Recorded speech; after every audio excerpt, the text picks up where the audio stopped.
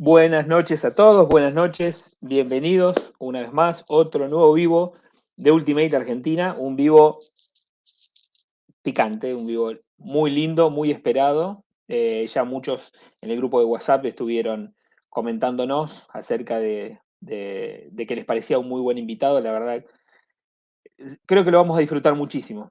Y como siempre decimos, en un esfuerzo de producción sin precedentes conseguimos darnos otro gustito como tantos que nos hemos dado en Ultimate Argentina y gracias a ustedes por estar también porque son parte también de este momento, de este disfrute.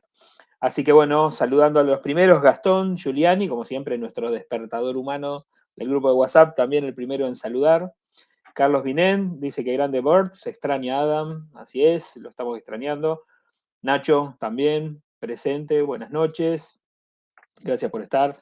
El querido José Alberto Jofre, saludos a toda la banda y a toda la gente de Ultimate. Qué buen vivo que se viene. Juan José Ancona también, buenas noches para toda la banda, gracias por estar, Juan José. Así que tenemos más gente que se está sumando, más gente que quiere venir a divertirse. Ahí está mi coterráneo Matías, el santafesino, saludando también. Enrique Viñolo, también esperando. Ya la espera terminó, Enrique, en unos minutos. Después de los pesados de Ultimate que hablan, tenemos nuestro invitado. Super Calquent, buenas noches. Qué lindo verte también de nuevo acá. Matías Sánchez, como siempre, haciendo el aguante para disfrutar de un nuevo vivo. Vamos a hacerlo. Así que ahí está José Rosario también con nosotros. Así que sin más preámbulos vamos haciendo entrar a ver quién otro de los muchachos está para disfrutar este vivo desde este momento.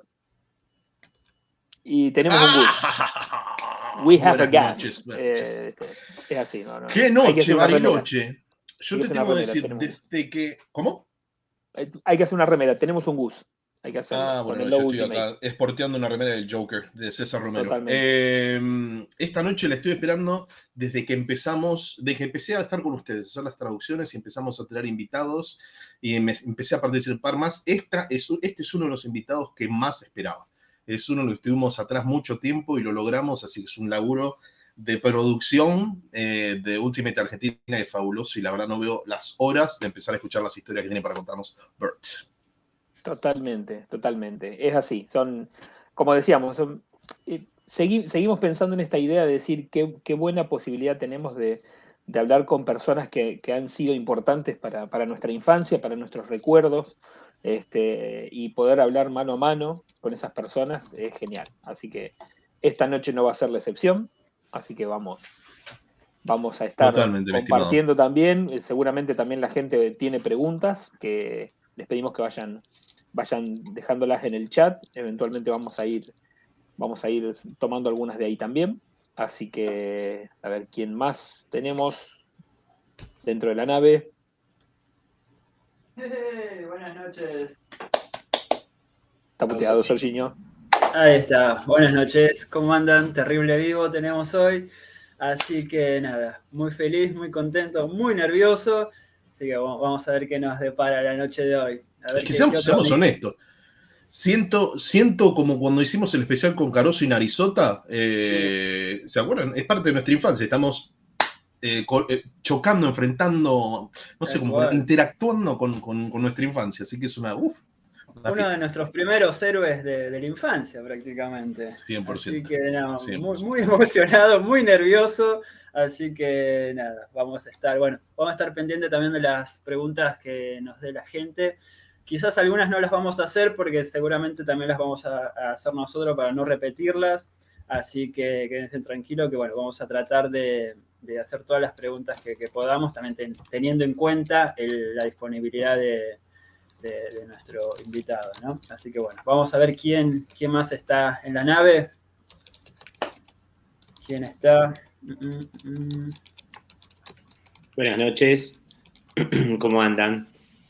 Buenas noches. ¿Cómo andan, estimado? Buenas noches, estimado. Bien. Muy contento, la verdad. Emocionado, contento. Así que vamos a disfrutar de esto. Los invitamos a todos a disfrutar esto. Y que conste, Charlie, que vos estás medio con Nana, pero no te querías perder esto, así que ahí colgado de la mesa, pero participando, así que vamos a decir, más valorable. estoy transitando el COVID, que todavía existe, así que cuídense mucho. Pero bueno, antes muerto que sencillo. Claro. Con lo último, pero tenías que estar. Olvídate. Sí. Olvídate. Si me ven que me voy, es que me voy a hacer alguna transfusión, algo, pero vuelvo, tranquilo. Totalmente. Vamos a darle entrada al amigo Pelu. Dale.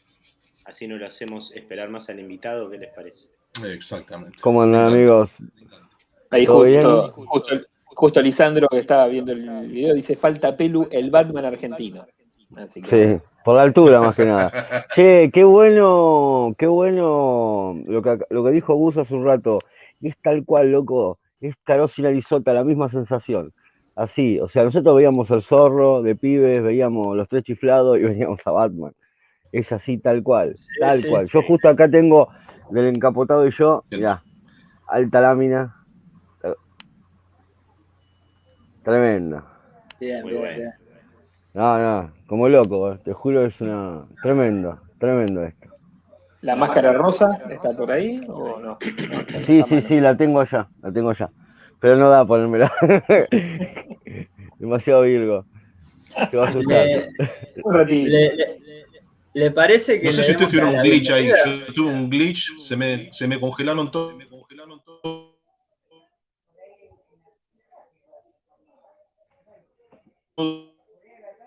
A ver, me parece que es Gus, ¿no? Sí.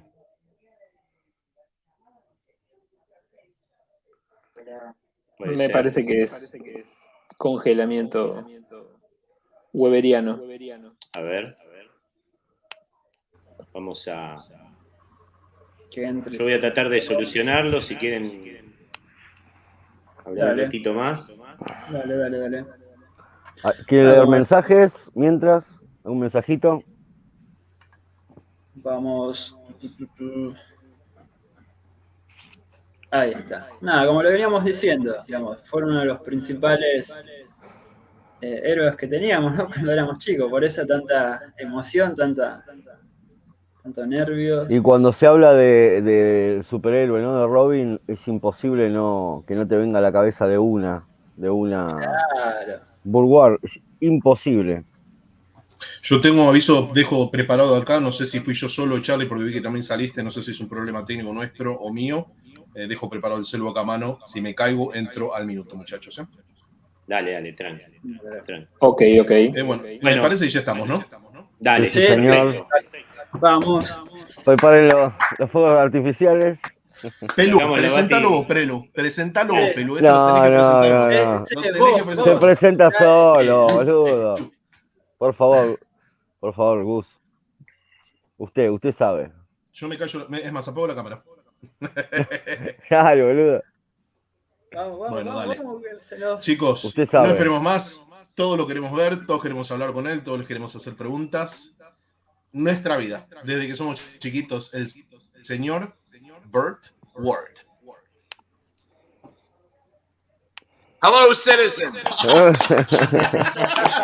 Hola, ciudadanos. Buenas noches, Burt. Good evening, Burt. Thank you very much for joining us. It's great to be with you guys.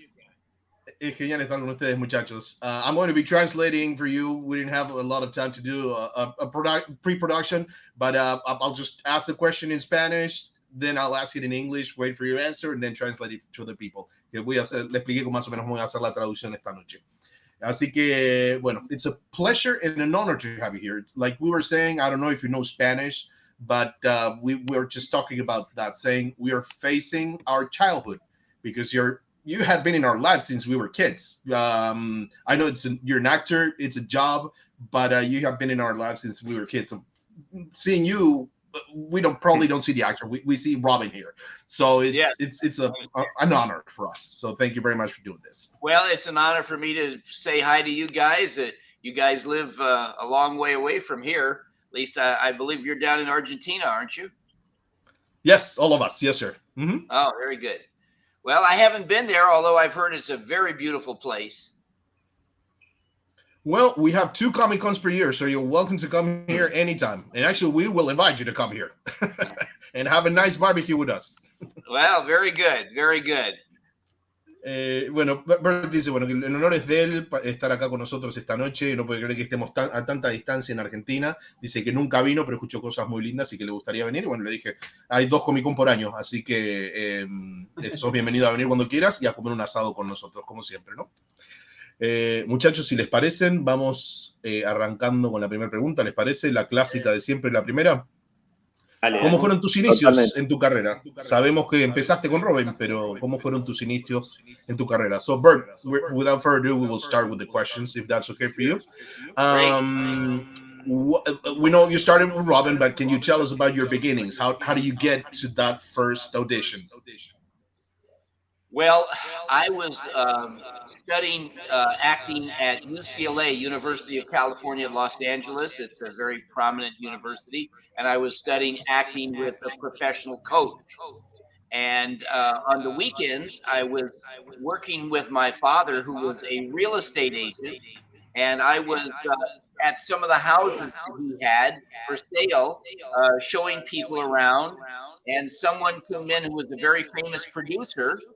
And I got talking to him and asked him if he would watch a scene that I would do. And he did. And he said, I'll do better. I'll send you to an agent. Now, if you want, you can translate that, or I can keep going. Otherwise, I don't know if you're going to be able to remember everything I say. Keep going. I'm taking bullet points, so I don't lose anything. So yeah, keep going. So he sent me to an agent, a Hollywood agent, who said to me, I can't get work for the actors I've got. I would never take a new actor. The only reason I'm taking you is because this producer asked me to do it and I have to do it. But don't expect to work for a year. And if you do get a job, you might have one line or one sentence to say. So I said, okay. And then about 3 weeks later, I got a call from that agency and said, there's something over at 20th Century Fox. We don't know what it is, but we'd like you to go over there tomorrow. We got an appointment for you to go into the studio and meet a casting director. And I said, great. The next day I went there, went to see the casting director, and I talked to him for just a minute or two, and he said, would you like to meet the executive producer? Now, this was my first interview, and I didn't know. I thought maybe everybody got to meet the executive producer, but that's not true. I didn't know that. So I said, sure, why not? So he sent me to another bungalow where the head offices, and I went in and I went to meet the executive producer. And because this was my first time, I wasn't afraid. I'd never been rejected. So I didn't go in kind of cautious. I just walked in, hello, sir. And I shook his hand, and he was like, couldn't believe it. And he looked at me and he said, well, you're kind of big for the part. And I said, oh, I promise you, sir, I won't grow anymore. And he laughed and he said, well, would you like to do a screen test? And I said, sure. I figured everybody got to do a screen test. Well, that's not true either, but I didn't know that. And that's when later on, a couple of weeks later, I went for my screen test. Would you like me to continue? I'll stop you right there. Screen test, before the screen test. Okay, I'll do the translation. Bueno, él estaba estudiando actuación en la Universidad de California en Los Ángeles, UCLA. Con un coach profesional estaba. Los fines de semana trabajaba con su papá, que era agente de bienes raíces. En alguna de las casas que tenía a la venta, que mostraban, conoció un productor muy famoso y le preguntó si estaría dispuesto a mirar alguna de las escenas que hizo mientras que estudiaba. Y él le dijo, no, voy a hacer algo mejor todavía. Te voy a enviar a un agente en Hollywood para ver si te puede conseguir trabajo. Fue a visitar a la gente, fue a verlo, y la gente le dijo, mira, la verdad te tengo que aceptar porque te envió este productor, si no, ni siquiera te acepto. Y para que sepas, no te voy a conseguir ningún trabajo seguramente en un año, y cuando te consiga un trabajo vas a tener una aparición de 1 minuto y una línea como mucho. 3 semanas después lo llamaron y le dijeron, bueno, tenemos tu primer casting en 20th Century Fox, no sabemos de qué es el casting, pero tenemos una cita para vos mañana. Fue al otro día Burt a verlos. Cuando llega al estudio, conoce al director de casting, dice que hablaron por 1 o 2 minutos y le dijo, te quiero presentar al productor ejecutivo. Dice, era mi primer casting, nunca me habían rechazado, no sabía cómo era el proceso de casting y pensé, bueno, vamos a conocer al productor ejecutivo porque es el paso normal. No sabía que en realidad no era lo normal.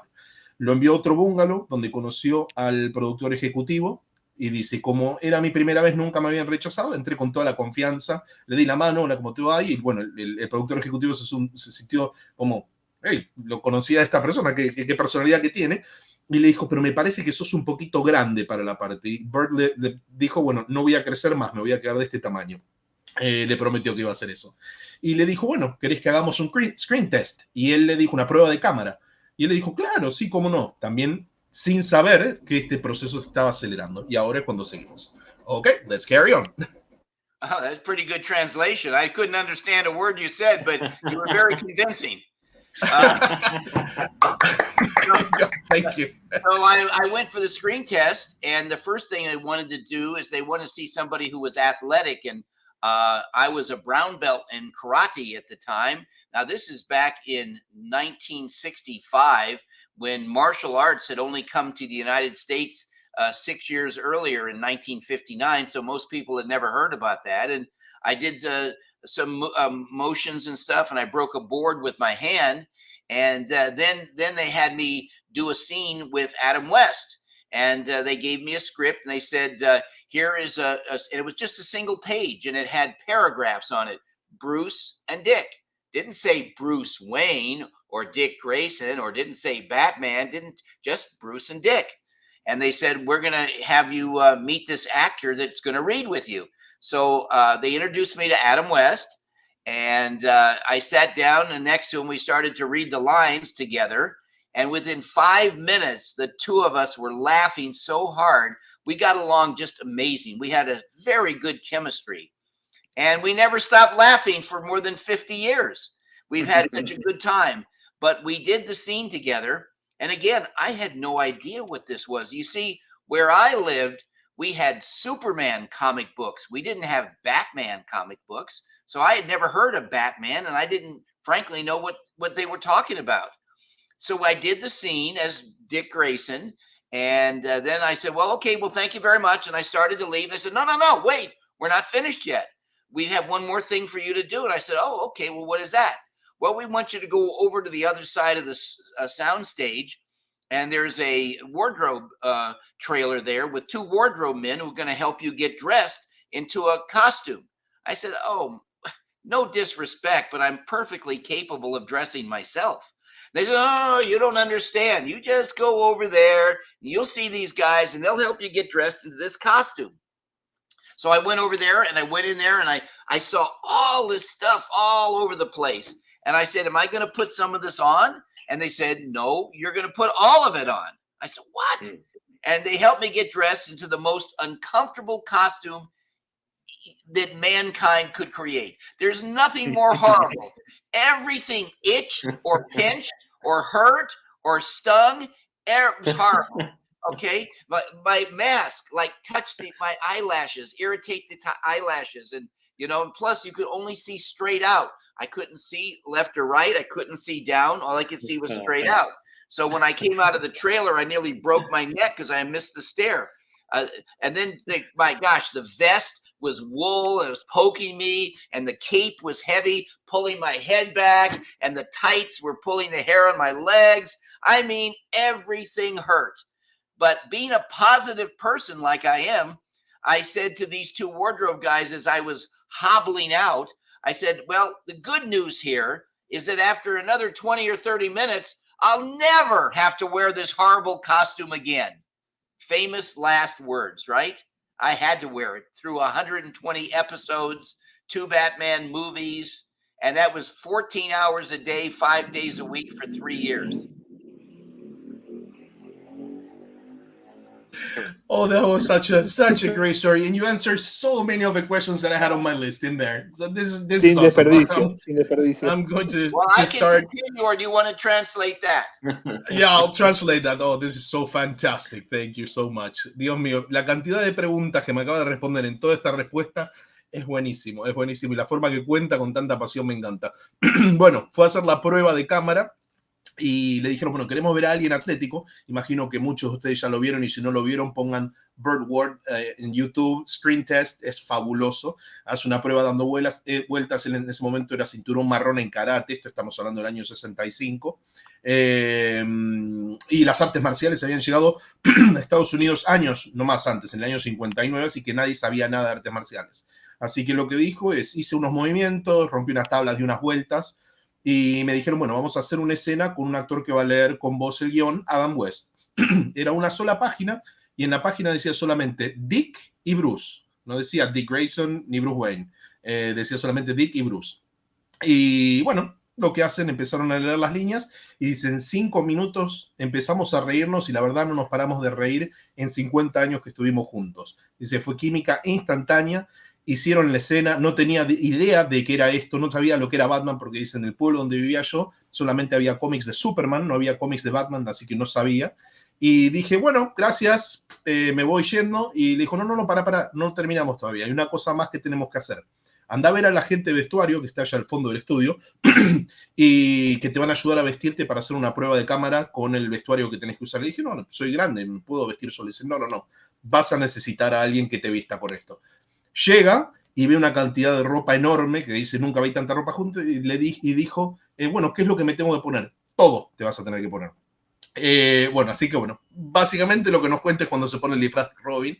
Dice, ese traje era incómodo, picaba, pinchaba, dolía, raspaba, la máscara me tocaba las pestañas y me hacía arder las pestañas, el borde del ojo lo irritaba, perdón. Dice, solamente podía mirar derecho, no podía mirar por los costados. Cuando salió del tráiler, dice, casi me rompo el cuello, porque solamente podía ver para adelante y se tropezó con el escalón. El pecho, el logo del pecho era de lana, lo hacía picar, la capa era pesadísima, lo hacía caerse para atrás, y le dijo, como hombre positivo que es, le dijo a la gente de vestuario, la verdad, esto es buenísimo, porque me pongo esta ropa 20, 30 minutos y no la voy a tener que usar nunca más en toda mi vida. Y ahí está, esas fueron mis últimas grandes palabras. 120 episodios, 2 películas y estar filmando casi todos los días de semana, 14 horas por día, con esa ropa. Ay, Dios, qué buena anécdota. Y sigue, ¿eh? Carry on, Burt. So after the screen test, for the next 3 to 4 weeks, I would get phone calls about twice a week from someone at the studio. And they would ask questions like, what's your shoe size? Or what's your hat size? I said, well, wait a minute, I don't wear a hat. And they said, well, go get your head measured. And I said, well, where am I going to go get my head measured? You know, things like that. And so after 3 or 4 weeks, I finally got a call from these agents, the ones that had sent me out for the part. And they said, we want you to come in and sign contracts. And I said, great. And I figured that I was going to be going in and signing the agency contract so that I would have formal representation, that I could really say I am signed with an agency. Well, when I got there, they had me sit down and I looked at this contract and it was like 2 inches thick. And I said, gee, that seems to be long for an agency contract. And I looked down and it said 20th Century Fox Studios. And I said, wait a minute, there must be a mistake. I'm here to sign agency contracts. They said, no, those contracts are for you to sign. I said, well, what do you mean? They said, well, don't you know you got the role of Robin? I said, no, nobody told me. They said, you mean the studio didn't tell you? I said, no. And a couple of days later, I went to the studio and they said, you mean to tell me that your agents didn't tell you I had the part? I said, no. So of the 6 weeks that I was waiting, 4 weeks I had the role and didn't know about it because nobody told me. Wow, amazing. Give me 1 second. I don't want to miss that last part. Okay. Entre 3 y 4 semanas que estuvo después de que hizo el casting, lo llamaban 2 veces por semana al estudio y le decían, ¿cuál es tu medida de pie? ¿Cuál es tu medida de sombrero? Y dice, ¿pero para qué necesito? No uso sombrero, no sé cuánto me mide. Así que le tienen que explicar cómo medirse la cabeza. Y dice, bueno, eso pasó durante 3, 4 semanas. Un día lo llamaron de la agencia que había ido originalmente de representantes y le dijeron, vení que tenés que firmar unos documentos. Cuando llegó, él pensaba que tenía que firmar los documentos para que ellos lo representaran legalmente como actor, ¿no? Y cuando llega, leen el contrato 20th Century Fox, que decía la 20th Century Fox, como lo conocemos acá. Y él dijo, no, debe ser un error esto, tengo que firmar el contrato de la agencia para que ustedes me representen. Y dice, pero vos no sabés. No, ¿qué tengo que saber? Que te dieron el papel de Robin en la serie. Dice, pero a mí nadie me avisó. Dice, pero ¿cómo? ¿El estudio no te llamó para avisarte? No sabía nada. 2 semanas después, va al estudio y cuando llega le dice, che, pero a mí no me llamó, no me avisó nadie, me enteré hace 2 semanas. Y dice, ¿cómo? ¿Tus agentes no te contaron? Así que de las 6 semanas que él había estado esperando, las primeras 2 semanas fueron las únicas que tendría que haber esperado, las otras 4 ya tenía el papel él, pero nadie le avisó, así que se enteró a último momento. Amazing. All right. Okay, carry on. Yeah, please continue. Yes, absolutely. Go for it. While I was there at the studio, I saw the executive producer again, and he said, Burt, he said, we're very pleased to have you. Would you like to know why we picked you? And I said, yes, I would like to know why. He said, well, we interviewed more than 1,100 young actors for this role over the last 2 years. And the reason we picked you above everybody else is because in our minds, if there really was a Robin, not for television, not for movies, I'm talking about if there was really a Robin, we think you personally would be it. So we don't want you to, quote, act. We want you to be yourself and be enthusiastic. And that's what I did for 120 episodes. And through the years, when I've done other roles in Batman movies and other things like that, people would say things like, oh, was that hard for you to get back into the role? Well, no, because the role was me. And all the things that you saw on television, hitting the fist and all those things were things that I did myself. Nobody directed me to do that. And when I worked with Adam West, we had such a good chemistry that no director ever told us how to say our lines. They might say like, oh, well, you're going to be in the Batmobile in this shot, or you're going to be in front of a bat computer, or you're going to be coming into this warehouse. That is screen stage direction. But no one ever said how to say our lines because our chemistry was so natural. Everything that Adam West did, which was big and grand and very, very, like he thought of himself like Winston Churchill from, the UK or something. Well, I was very energetic. So when he would talk very slowly, I would talk very fast. And so all in here in the US, all of the great comedy duos, 2 people, all of them in history, they've always been contrasting.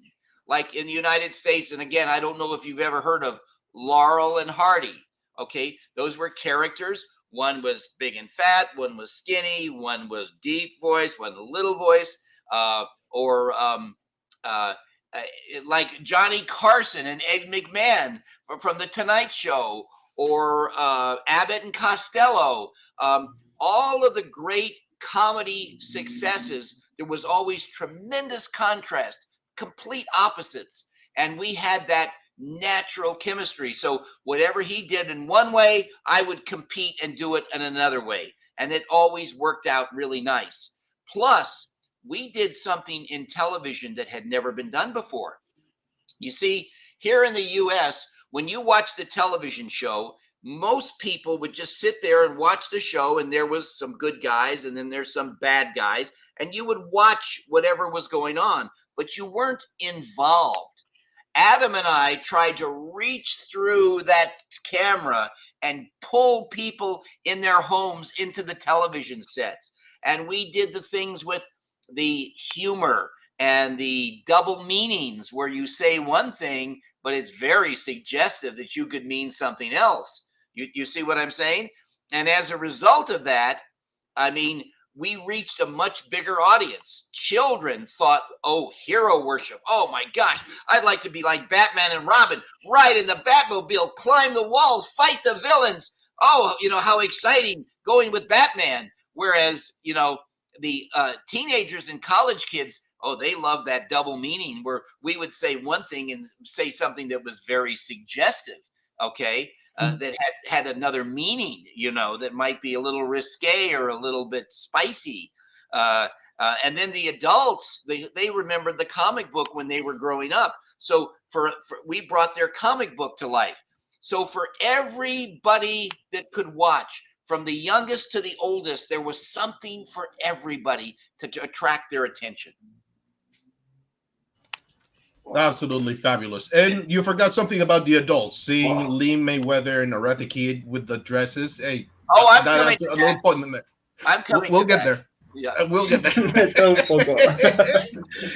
Mientras estaba en el estudio, vio al productor ejecutivo que había conocido antes y le dijo que la verdad nos gusta mucho tenerte acá, le comentan. Y le dice, ¿sabes? ¿Querés que te digamos por qué te elegimos? Entrevistamos a más de 11.000 actores jóvenes en 2 años. Y en nuestra mente, si en la vida real hubiera un Robin, no un Robin, el personaje de Robin como van a tener, sino que si existiera de verdad en una vida real un Batman y un Robin, tu personalidad y la persona que sos vos serías Robin.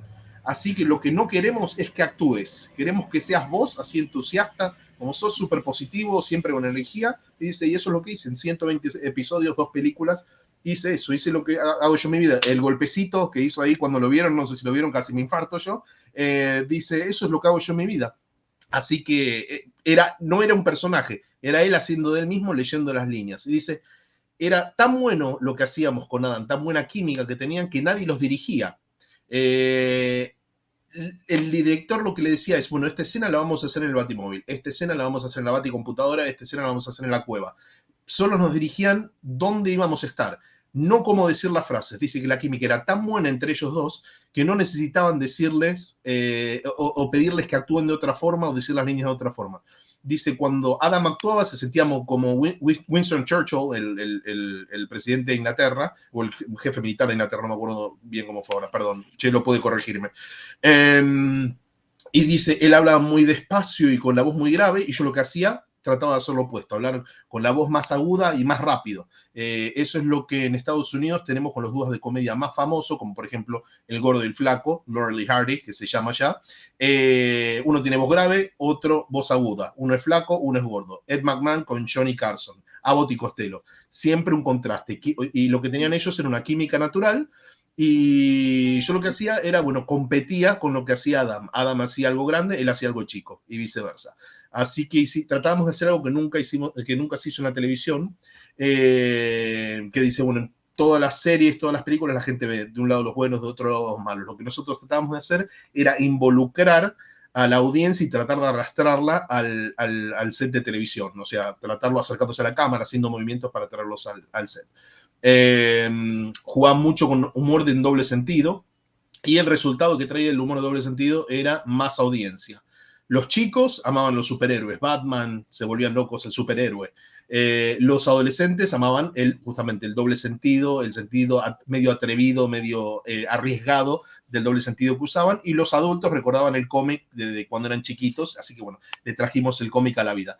Todos lo veían desde jóvenes a chicos, así que nuestra audiencia era muy grande. Y bueno, y el comentario que le hice yo después es, bueno, los adultos también tenemos que agregar la ropa que tenían Lee Mayweather, Aretha Kid, la ropa como Gatúbela, pero y dijo, bueno, ya vamos a llegar a eso.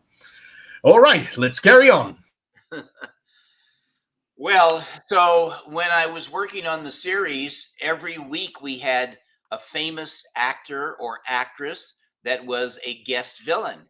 So for me, I was like a kid in a candy store, because every one of these famous celebrities was somebody that I had either watched on television or seen in a movie theater. And so I was like blown away. So many famous people that I got to meet. And it was a lot of fun. It was hard work, though. You know, it isn't quite as glamorous as you might think it might be to be an actor. So for me, I was 21 years old. I was on that set every day, like 12 to 14 hours in a big sound stage that's ice cold. You had to wear a robe when you weren't working. And I was the next youngest person to me was Adam West, who when I was 21, he was 37. And all the other people there, the people on the crew, the cinematographers and the lighting people, all of those people were professionals with tremendous experience. So they were in their 50s or 60s. So I was like the kid all by himself. And the way it works is not like you'd think. It takes about 45 minutes to light one scene. And then we work for 30 seconds. And then you wait another 45 minutes to an hour for another scene. and you work for another 30 seconds, maybe a minute. And you do that all day long. And plus you're in makeup, you're in costume, you know, it isn't all quite the glamour that you might think it would be. So for me, when I was making it, I was only seeing the little pieces of it that I was, performing in. When the show finally aired after it came out on January 12th of 1966, I was at home by myself in a little apartment. And I remember turning on the TV and they said, coming up next, Batman. And I said, oh, gee, maybe this is going to be, my show's going to be a good show. Well, when it came on, it was like really well done. I mean, you have to understand, I had never heard that Batman music like da-na-na-na-na-na-na-na. I never heard that. I never saw all of the pows and the zaps and the graphics during the fight scenes. And I never saw or heard the sound effects of when we started up the Batmobile. My line was atomic batteries to power, turbines to speed. Batman said, ready to move out. And yet the motor comes up, like a turbine engine and all this. I mean, all of this stuff was so great.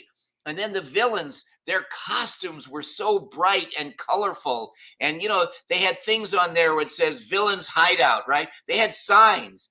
I mean, everything was just so beautifully and meticulously done on Batman. And when they put it together, it was just like magic. It just was, nobody had ever seen anything like it. Our show, because we were on twice a week, became the number one and the number two television show in the entire world. The entire world. Number one and number two in the world. There were some 400 or 500 countries that were airing our show. I mean, it was like, and the craze. I mean, women were having Batman haircuts, and kids were taking bath towels with clothespins and jumping off their couch. And I mean, everybody got into this. And this was also a period in the 60s. And here in the United States in the 1960s, it was a different world than it is today. This was a world of free love and all of this, and these concerts, these big rock concerts, and everybody was kind of like a lot of hippies and all those kinds of things, and it was a different world than today. And Batman was just so gigantic. You almost can't conceive of how it affected people. Like when I made my first appearance, a personal appearance where I would go someplace, they pay you to come in. And I went on a weekend up into Washington, the state of Washington. I'm in California, and this was up north. And I went to a shopping center, where they have stores and stuff like that. And the people, when I arrived, I had to get there by helicopter because people had been sleeping in camping with tents for 6 blocks around the shopping center from the Wednesday before Saturday that I was going to be there. In other words, that's how the turnout was unbelievable. They handed out raffle tickets, tickets just so that you might win a prize. 310,000 tickets were handed out for that weekend just to see me. 310,000. And I'll tell you, if you want to hear a little funny story, I had all these bodyguards. The University of Washington football team, the first 11 guys on offense and 11 guys on defense, 22 guys were like the bodyguards, right? And this was this big shopping mall, and where I got dressed was a really long way to where I was signing autographs. And so we're walking through this mall, and there, here I am in this costume, and I got all these giant football players around me. And coming from the other direction were these 2 elderly ladies. Now, obviously, they had not seen Batman. They didn't know anything about Batman. But when they saw me in that costume, one lady turned to the other one and said, "Huh, damn hippie." In other words, they thought I was a hippie, okay? Not a crime fighter. because they hadn't seen it. Batman had only come out for 3 months, you know. And when we got to the signing, they had $150,000 of damage to the store, not from people rioting, people just pushing, crushing to try to get it an autograph or touch or anything, any kind of a souvenir. It was amazing. It was an amazing appearance. I'll let you translate that and I'll tell you more. That's beautiful. Yeah, no. Wow, what a great story. We're living it. We're there. We're there. Bueno, vamos a empezar. Tremendo. Dice, bueno, cuando empezamos a trabajar, teníamos un actor famoso por semana, un villano famoso por semana. Tienen que entender que yo era un nene en una dulcería. Siempre los veía estos actores en la televisión, en el cine, y nada, me volvía loco de estar trabajando con ellos. Conocí tanta gente famosa y era muy divertido. Pero tienen que saber que esto es un trabajo muy duro. No es glamoroso ser un actor. Yo tenía 21 años, estaba en el set entre 12 y 14 horas por día. Para que tengan una idea, el set es muy grande, era muy frío y teníamos que ponernos bata. Eso nos lleva ahora me cierro un círculo cuando veo las fotos que están con bata los dos, porque era muy frío el set. Yo era el más joven, la persona más joven que me seguía a mí era Adam West, que tenía 37 años en ese momento. Todo el resto, todos los empleados, cinematógrafos, iluminación, profesionales, eran profesionales con gran experiencia que habían trabajado en los años 50, 60. Yo era el más chico y bueno, como les decía, no era lo que parece. Para que tengan una idea, toma más o menos 45 minutos iluminar un set, una parte donde van a filmar. La escena que filmamos duraba entre 30 segundos y un minuto. Terminaba 45 minutos más de iluminación y así todo el día, se volvía a repetir. Y tienen que entender que yo estaba todo el día con maquillaje y con el disfraz, así que no es lo glamoroso que uno imagina. Pero bueno, nada, yo veía solamente las pequeñas partes que filmábamos, las veía ahí, pero no veía nada más. El día que iba a salir el show, me dijo, salió el 12 de enero del año 66, estaba en mi pequeño departamento, y dice, lo primero que vio de Batman fue una pequeña publicidad antes de que saliera el show que decía, ahora coming up next Batman, próximamente, el próximo programa es Batman. Y dije, bueno, tal vez mi show va a ser bueno, vamos a ver qué tal sale. Cuando salió y lo vi, y vi que bien hecho que estaba, ustedes tienen que entenderme, yo nunca había visto la música, nunca había visto los pause, nunca había visto los zaps, los gráficos, nunca había escuchado los sonidos. Dice, cuando arranca el Batimóvil, lo único que sabía yo, y es la parte que me volví loco cuando dijo la frase que decía Robin cuando desplegaban las baterías atómicas del Batimóvil. Y bah, nada, dijo la frase esa en inglés como la decía él. Dice, era todo lo único que salía, pero era todo grandioso. Los villanos, los actores, el colorido. Teníamos cosas chiquitas, pero eran fabulosas. Por ejemplo, el cartel que decía escondite de los villanos. O sea, mirabas eso y sabías que ese era el escondite de los villanos porque tenía el nombre en el capítulo. Era todo hermoso, mágico, y nadie había visto nada así nunca. Estábamos 2 veces por semana y terminamos siendo la serie número 1 y número 2 en todo el mundo, en 450 países que lo pasaban. Mujeres se cortaban el pelo como Batman, los nenes se ponían capas, saltaban por el living haciendo de Batman, era el ídolo total.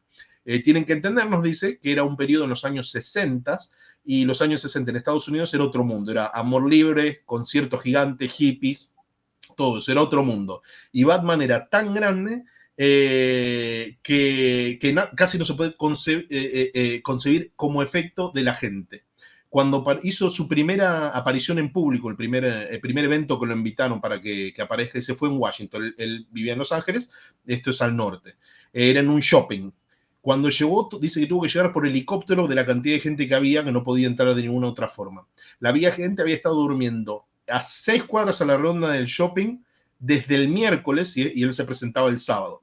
Dice, para que darte una idea de la gente, cómo se volvía loco con los personajes, tuvieron que hacer tickets para lo que firma autógrafos y que puedan entrar. Dieron 310.000 tickets para verlo a él. Dijo que tenía guardaespaldas, tenía un equipo de fútbol americano de guardaespaldas, los 11 de defensa y los 11 de ofensa que lo iban acompañando por todos lados. Y dice, encima yo me tenía que vestir como Robin, antes se presentaban así, en una parte que estaba alejada donde tenía que ir al local donde tenía que ir a hacer las firmas y las fotos. Y tuvo que cruzar todo el shopping rodeado de todos los guardaespaldas y en un momento íbamos caminando hacia el local y se venían dos viejitas caminando de enfrente y se ve que las 2 viejitas nunca habían visto Batman y le dicen cuando pasan por al lado, estos malditos hippies cuando lo ven vestido de Robin. Buenísimo. Y dice, tenés que tener idea que esto hacía 3 meses nomás que había empezado Batman, cuando llegó esto de este evento. Y dice, para que tengas una idea, el local tuvo $15,000 en daños, pero no de gente siendo malo y rompiendo las cosas, sino de gente empujando, tratando de entrar, tratando de verme, tratando de conseguir firmas. Increíble. Wow, what an amazing story. So far, and we have more to go. Keep it going, my friend. Okay. So I noticed that you had a picture of Bruce Lee and I up there in one of the episodes. I don't know if you know this. Foto de Bruce Lee. Yeah, Bruce Lee and I were friends. We lived in the same complex and we used to fight together. We used to spar with each other. And we would occasionally go out to dinner. This is when his son Brandon was only about 6 months of age, and we'd go down into Los Angeles, Chinatown, and have dinner together. But Bruce and I were friends, and so that was quite an experience. I want to tell you a couple of other things. When we came out with our first Batman movie, we were going to New York City to premiere it. Well, the premiere actually was in Austin, Texas, but then we're going to make a big appearance in New York City. And Adam and I were to go to 36 theaters in 3 days. We had this big bus with 17 police on the bus and 100 police at every movie theater, not because of violence, but because people want to just, touch you. And the police were like arm in arm, holding people back. And we went to these theaters, and I mean, I was in costume, and in 3 days, I had my costume torn like 4 or 5 times. I mean, the police couldn't even hold back the people. It was such a phenomenal thing. We would go into the movie theater, and they would stop the movie, and Adam and I would come out as Batman and Robin on the stage, and people, I'm telling you, they were tearing up the seats. They were just like going nuts. They'd never seen anything like this before. So that was give you an idea of the craziness that it just like almost insane. Another piece of trivia you might be interested to know is that the second year when I was filming Batman, we'd already done the first Batman movie, but while I was at 20th Century Fox, there was a young producer there that had just gotten a go-ahead to make his film at 20th Century Fox. And he said to me, Burt, he said, I'm doing this little movie here at Fox, just a little movie, but I would love you to star in the movie. And I said, gee, that would be great. I'd love to do it. Well, because it was at 20th Century Fox and not at a competing studio, the studio said, okay, you can do the movie. But ABC Network, the network said, no. This is too big. Batman is the biggest thing on television. We don't want any dilution of his character. We don't want anybody to see him in any other role. You understand? So they wouldn't let me do the movie. Now, maybe you guys have heard of the movie. It was called The Graduate with Dustin Hoffman. That was the role that I was supposed to play. And then when they couldn't get me, they got Dustin Hoffman to play that role. But that was the role that the producer, and every few years after that, in Hollywood, if you go to dinner at some of the same restaurants that other people go, that producer, I would run into him. He says, Burt, I always wanted you for that part. I always wanted you to do that. So, so you win some and you lose some. But over the years, I've been very fortunate. I've done 40 movies for television, 40 different movies for television. About a year ago, I was a guest star on Supergirl. And another year ago, I got my star on Hollywood Boulevard, which is a very big honor. There you go. Oh, yeah. Plus, I did those movies with Adam West, the voice. One of those movies, Batman, we were fighting a villain, okay, that was portrayed by none other than William Shatner. So here in that particular movie, you had the stars from two of the most iconic television shows in history, Batman and Star Trek working together. So we've, I've done so much. I've done also more than 7,000 personal appearances, 7,000, and signed more than 8.5 million autographs in my career. And for 25 years, I was living on the road, traveling, going to 300 cities in 365 days for 25 years, doing the autograph signing. It was like living out of a suitcase. So for me, it's been a wonderful thing. I'm now at home with my beautiful wife, and we have a beautiful place where we live, where we can have all these animals. It's very animal friendly. We also are building our own mini studio here. We have our recording studio. We have an animation studio, and we're building our own soundstage. So we're going to make movies and television shows right here on our property, you know, and which is really a wonderful thing. And as you can see behind me, look at all those dogs. We rescue animals. We rescue dogs. And in the last 28 years, we've rescued more than 15,500 dogs, primarily giant breed dogs. The main ones are giant breeds, some little ones too. And every one of those 15,500 has lived in our house with us, not in some building, not outside, but live in our house. That is our bedroom, with 50 dogs in our bedroom. And imagine having 50 dogs living in your house 7 days a week for 28 years.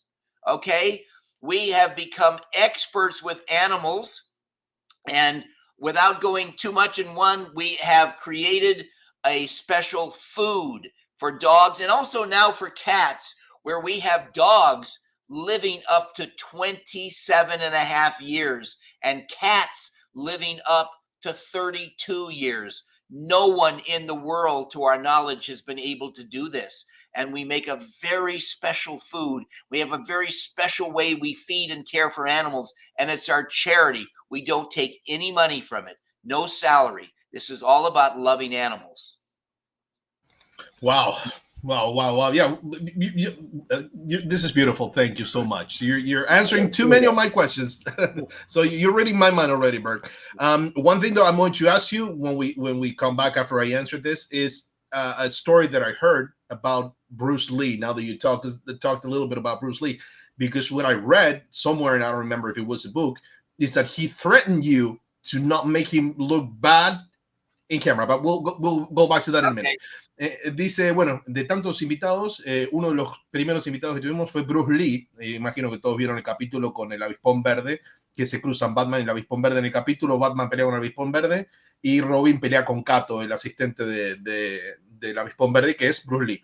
Y dice, en realidad éramos amigos, vivíamos en el mismo complejo. Es más, cuando entrenábamos hacíamos spar juntos, íbamos a comer. Para que tengas una idea, el hijo de Bruce, Brandon, tenía 6 meses. Éramos amigos, bueno, era una gran experiencia. Cuando hicieron la primera película, y acá nos contó varias anécdotas, iban a hacer la premiere en New York. Dijo, no, en realidad la hicimos en Texas, pero después fuimos a hacer una presentación muy grande en New York.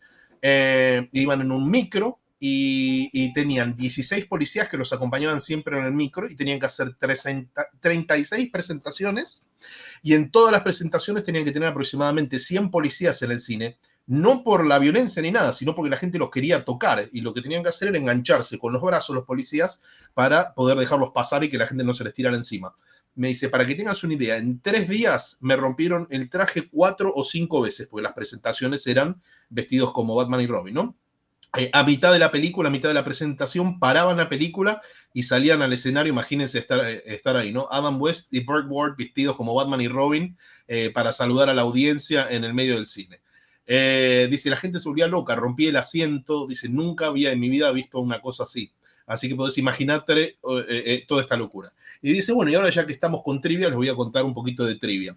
En el segundo año, durante la filmación, ya habían filmado la película durante la filmación de la segunda temporada, había un productor joven que se me acercó y me dijo, voy a hacer una película para 20th Century Fox, chiquita la película, bajo presupuesto, pero bueno, es el mismo estudio. El mismo estudio le dijo, bueno, sí, está bien, ¿sabes qué? Como es el mismo estudio, no es competencia, hace la película.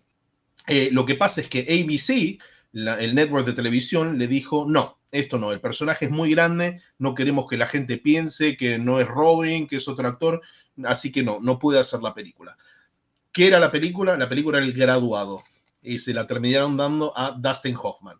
Y dice, bueno, como ven, a veces se gana, a veces se pierde. Y dice, durante años me seguía encontrando al productor y él me decía, acuérdate que yo en realidad te quería a vos para el papel, pero bueno, no lo dejaron hacer. Pero dice, igual sepan que me fue bastante bien. Hice más de 40 películas para televisión. Hace un año hice el capítulo de Supergirl, que creo que lo vimos todo acá, el crossover, que se hicieron de todos los universos. Le dieron una estrella en el Paseo de Hollywood hace un par de años. Las películas animadas, justo le mostré en ese momento las películas animadas que hizo con Adam West, Burt Ward, y dice, hicimos una de las cosas, cruzamos los personajes más famosos de la televisión de los años 60, porque trabajábamos Batman y William Shatner, que es el Capitán Kirk de Viaje a las Estrellas, trabajamos en la película número 2 animada. Hice tanto, dice, más de 7.000 apariciones en persona. Firmé aproximadamente 8,5 millones de autógrafos. Durante 25 años viví en la ruta. 300 ciudades en 360 días por año y, como se dice en inglés, vivía en una maleta. Vivía de una maleta, más o menos. Para mí fue una cosa maravillosa. Ahora estoy en casa con mi esposa, vivimos y podemos tener todos estos animales. Como dice, si podemos ver la foto que tenía él atrás, dice, para que sepan, esa es mi habitación. Tenemos 50 perros en mi habitación durmiendo adentro, no duermen afuera, no es que tenemos un canil ni nada, sino que duermen y viven adentro de la casa. Dice, ahora están construyendo también su propio estudio para filmar series, películas, su estudio de grabación. Y volvió al tema de los perros. Hace 28 años que rescatan perros. Dice que rescataron más de 15.500 perros, la mayoría de razas grandes, de perros grandes. Y dice, cada uno de ellos, sin excepción, vivió en nuestra casa. No en un edificio, no afuera, sino en nuestra casa. Así que imagínense, estos 28 años nos convertimos en expertos en animales. Sin ir a mucho detalle, creamos un tipo de comida especial y lo pueden ver, no sé si podemos compartir la página de Gentle Giants. Ahí está, esa página, si quieren chusmearla después, porque creó un estilo de comida diferente que logró hacer que los perros vivan hasta los 27 años y medios y gatos hasta 32 años. Dice, creo que en ningún lugar del mundo se pudo crear un alimento así. Muy especial. Y para que sepan, es de caridad, no ganamos nada de plata con eso. Y bueno, dijo también que está haciendo su estudio. Cuando terminó, le dije, bueno, justamente empezaste contando lo de Bruce Lee y yo escuché una anécdota muy grande, la leí en un libro, que decía que Bruce Lee lo amenazó y le dijo, me tenés que hacer lucir bien en pantalla, pues si no te voy a cagar a palos. Así que bueno, quiero ahora que Burt me cuente si es real la historia. So Burt, can you tell me if that Bruce Lee story was truth? Yeah, no, that wasn't true at all. We were good friends. In fact, when we sparred when we did the scene together on Batman, they made it very clear that because both sides, Batman and Robin, the Green Hornet and Kato, were both good guys, right? They had to have it where it was perfectly even. They didn't want it to be anything other than even, but also they didn't want it too realistic. In other words, if you watched our show, people would take tables and chairs and hit it over people's heads, and they'd fall down and they'd get right up. But there was never any real injury. There was never blood. You know what I mean? It was all done in the context of fun television. But Bruce and I were personal friends. And when we sparred together, we did, which was not on front of camera, we did it really rough, but not on camera. We were very good friends. And about 6 years ago, I was inducted into the International Karate and Kickboxing Hall of Fame.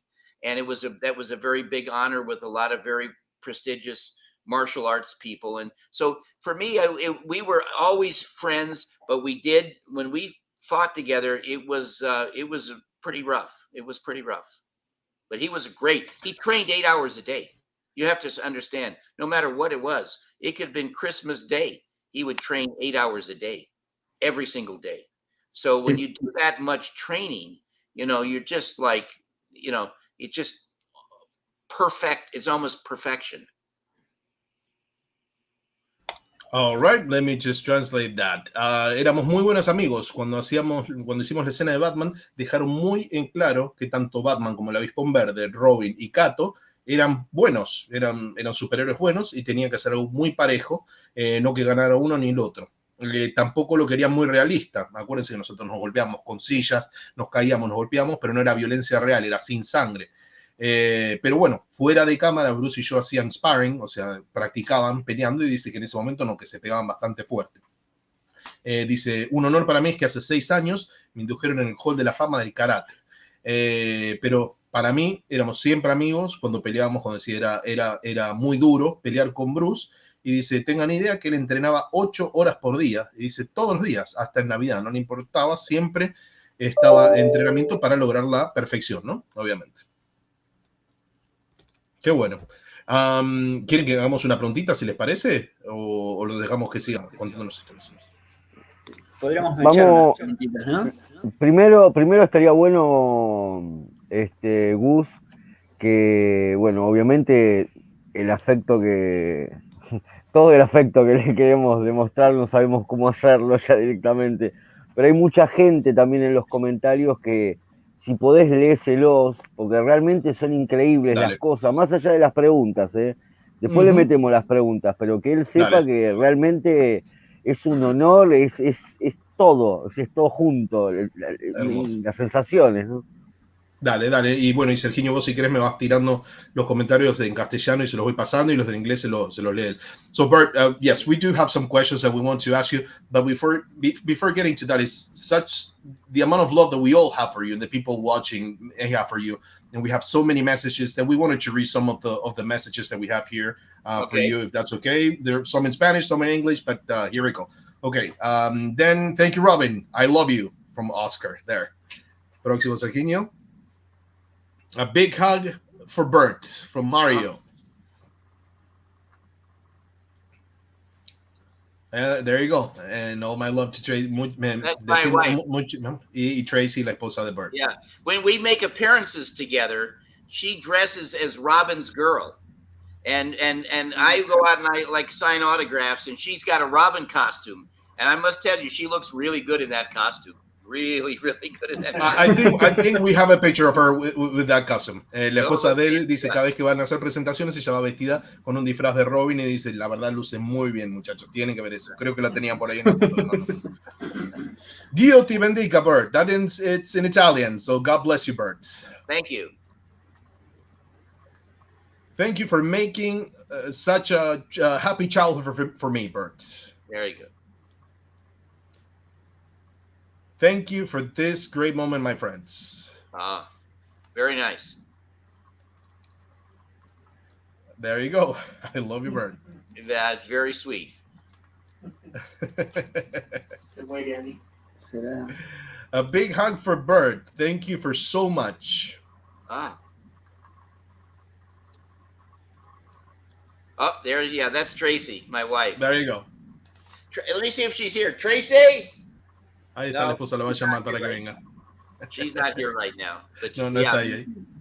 Yeah, that's us at Hollywood Museum, where was a big event of Batman, all of Batman merchandise and memorabilia, and the Batmobile was there. It was on a big exhibit. It's been there for almost 2 years, and people go to it, and it has all the scripts from the shows, the costumes, both of the villains and Batman and Robin costumes. It's so we made an appearance there, and I think that was right. That could have been right around that. In fact, I think that was right after I got my star on Hollywood Boulevard. We threw a big party at that Hollywood Museum, which is a very famous museum in Hollywood. Yeah, I've been there and I have a million pictures there. Dice, bueno, esa foto que está mostrando que está con la esposa es en el Museo de Hollywood, que se llama Hollywood Museum, donde tienen todo merch de Batman y memorabilia, tienen un batimóvil. Dice, eso fue hace casi 2 años. La gente va y tiene de todo, guiones, disfraces, tanto la ropa de él, de Adam West, de los villanos. Y dice, bueno, esto fue justo después de que hicimos la entrega de la estrella en el Walk of Fame. Creo que tenemos una foto también ahí. Y hicimos una gran fiesta muy grande. One of the messages there, you're an adorable person, Burt. There you go. Querido Burt, quiero agradecerte personalmente por el tiempo maravilloso que me diste cuando era niño, más de hace 50 años. Muchas gracias por tanto, compañero. Un gran abrazo. Very nice. Muy lindo. Gus, una cosita acá. Tienen coronita, amigos míos, Martín y Ángeles de 82 le quieren mandar un beso muy grande. Me están mandando preguntas, ¿viste? Entonces las mando al chat, pero bueno, que les mande un beso a Ángeles y a Martín, por favor, decirle a Burt. Ok, There are a couple of friends from the house here that have been sending private messages. Martin and Angeles from 80s Toys, and they want to send all their love and thank you, Burt. Oh, that's very nice. Muchas gracias, muy lindo. Ahí es cuando le entregaron la estrella en el Paseo de la Fama. Bueno, ¿quieren que empecemos con una pregunta, les parece? Dale. Ahí está, mira. Chao, Ahí está. tiro una. Let me read this message to you, Burt. Please send a hello for my friend Horacio de la Torre, who is in heaven right now, and he loved Batman and Robin. So I had to read that one too, my friend. Oh, well, that's very touching. Me llega mucho eso. Muchas gracias. Dale, Tiro una rápido, así no se acople el mic. Props. Si se trajo algún props. Si él pensaba realmente en un futuro o lo que sea, decime que tiene un props, algo le haya quedado. La Pelu pregunta. I don't know if you actually need a translation for that question. Perhaps you don't, perhaps you do. But did you keep any props from the show or anything, or any memorabilia from the show? Yeah, I had one of my costumes, and I had a batarang. That's the thing that we threw, that was very cool, very, very nice piece of memorabilia. I've gotten gifts of things that were replicas, like Shakespeare's head that lifted up, and I turned the knob, and then the secret door would open up, and there were the bat poles that we would jump on. And but a lot of memorabilia that was not exactly from the show, but was designed around the show. Bueno, dice que originales solamente tiene un disfraz y un batarang que usaron en la serie. Y después de eso sí, tiene un montón de cosas, pero son todos réplicas. Dice, por ejemplo, tengo la cabeza de Shakespeare, que se abría y saltamos y nos metíamos en la baticueva por los batitubos. Mucha memorabilia. No era el show, pero bueno, son inspiradas en el show. Le voy a hacer una pregunta yo mientras tanto, si les parece, con respecto a los guiones. Ahora en esta época el tema de los guiones con los actores se lo dan a último momento, tienen marcas de agua. Quiero saber cómo era en ese momento, si hacía algo similar o importante o nada, o se los daban y pasaba lo que pasaba. So Burt, I have a question for you. Back in the day when you were doing the show, things are completely different right now in the way you're shooting, of course, but with the scripts primarily, especially something this big. Did you have any problem with scripts? Like, for example, could you take them home back then, or you had like this very same day you had the script or something like that? Oh, no. We could take them home. We could do whatever we want. I have a near photographic memory, so I would always memorize my lines like very quickly. And poor Adam, he had a teleprompter, which he couldn't see very well. And he used to get mad at me. Stop, don't make a few mistakes here. You're making me look bad, Burt, because he would goof up, and they're saying, Adam, you've got a teleprompter. He's just doing it from memory. Come on, we had a lot of fun, and Adam and I just got along so great. We were such good friends on Batman, and it was a wild, crazy time, and making the show was a lot of fun, and very dangerous, though. Very dangerous, lots of explosions, third-degree burns. In the first week, I went to the emergency hospital 4 out of the first 6 days of, from broken nose from a 2x4 landing on my face and my nose, and burns from cars, catching on fire and blowing up. And I mean, it was really a dangerous show to do, but it was a lot of fun, and people just loved it. I think they loved it worldwide, I'm not sure, but I thought Adam came to Argentina at one point. I'm not sure if he did, but I recall that he was going to come in some gigantic arena, and I don't know if it was Argentina or another country down there, this huge, gigantic, 100,000 seat arena or something that he was going to do. I remember something about that. Yeah, we actually, most of the people here, we saw them, and probably the people on the other side too, saw them when he came. He came twice, actually, to Argentina. Wow. He did a convention down here called Fantabaires, And yeah, it was pretty. Yeah, we all still have all of the memorabilia from the show and everything. Good. Bueno, nos dijo Burt es podían hacer lo que querían en esa época en el guión, se lo podían llevar a la casa, podían hacer cualquier cosa. Dice, yo igual tenía casi memoria fotográfica, así que lo leía un par de veces y ya me lo acordaba, me lo memorizaba muy rápido. Y en cambio, Adam West no se lo memorizaba y tenía que usar el teleprompter, el monitor, donde leía el guión y dice muchas veces él decía mal las líneas y yo las decía bien. Y me decía, che, pero no me hagas quedar mal. Dice que los productores le decían, bueno, pero escúchame, el flaco se lo aprende de memoria, vos lo estás leyendo nomás. Pero dice, bueno, eran muy buenos amigos, fue una época muy especial de mi vida. Lo que sí también había muchas explosiones, quemaduras. Dice, en los primeros 6 días de filmación fui 4 veces a la emergencia, al hospital, por quemaduras, por las explosiones. Una vez me rompió la nariz un palo que me golpeó en la cara con un pedazo de madera. Y bueno, dice, nada, el personaje lo amaban en todo el mundo y ahí nos comentó, bueno, justamente que Adam fue a Argentina, dice, me parece fue a Argentina, que fue una arena gigante que iba a haber como 120.000 personas o algo así, le dije, bueno, que vino a Fantabaires 2 veces, ¿no? Adam. Muchachos, ¿alguna pregunta o una pregunta de la gente que quieren hacerle a Burt? Bueno, Gus, pregunta de la gente tenemos un montón, las estuvimos guardando. ¿Querés que arranquemos con alguna? Dale, buenísimo. We have some questions from the audience, if that's okay, Burt? Sure, of course. One more time? Yeah. Dale, vamos. Bien. Algunas, la verdad que las fue respondiendo Burt en su charla, pero vamos con esta de Martín, ¿te parece? Dale. Bien. Bueno, ¿la leo o la querés leer vos directamente? Sí, léela y yo se la leo en inglés y descanso. Vale, bueno, lo que pregunta Martín es qué piensa de las últimas películas de Batman que no tuvieran en cuenta la figura de Robin, un personaje tan importante en la historia de Batman. Okay, this is a good question. What do you think, from Martin? What do you think about the last Batman movies that came out that they didn't have in consideration Robin, that is such an important character for the history of Batman? Okay, well, you've got to remember that the business. This is a business, and show business is a business, and it's nice from an artistic standpoint and entertainment standpoint to consider things. But the studio, Warner Brothers, is doing this in a very methodical, professional way.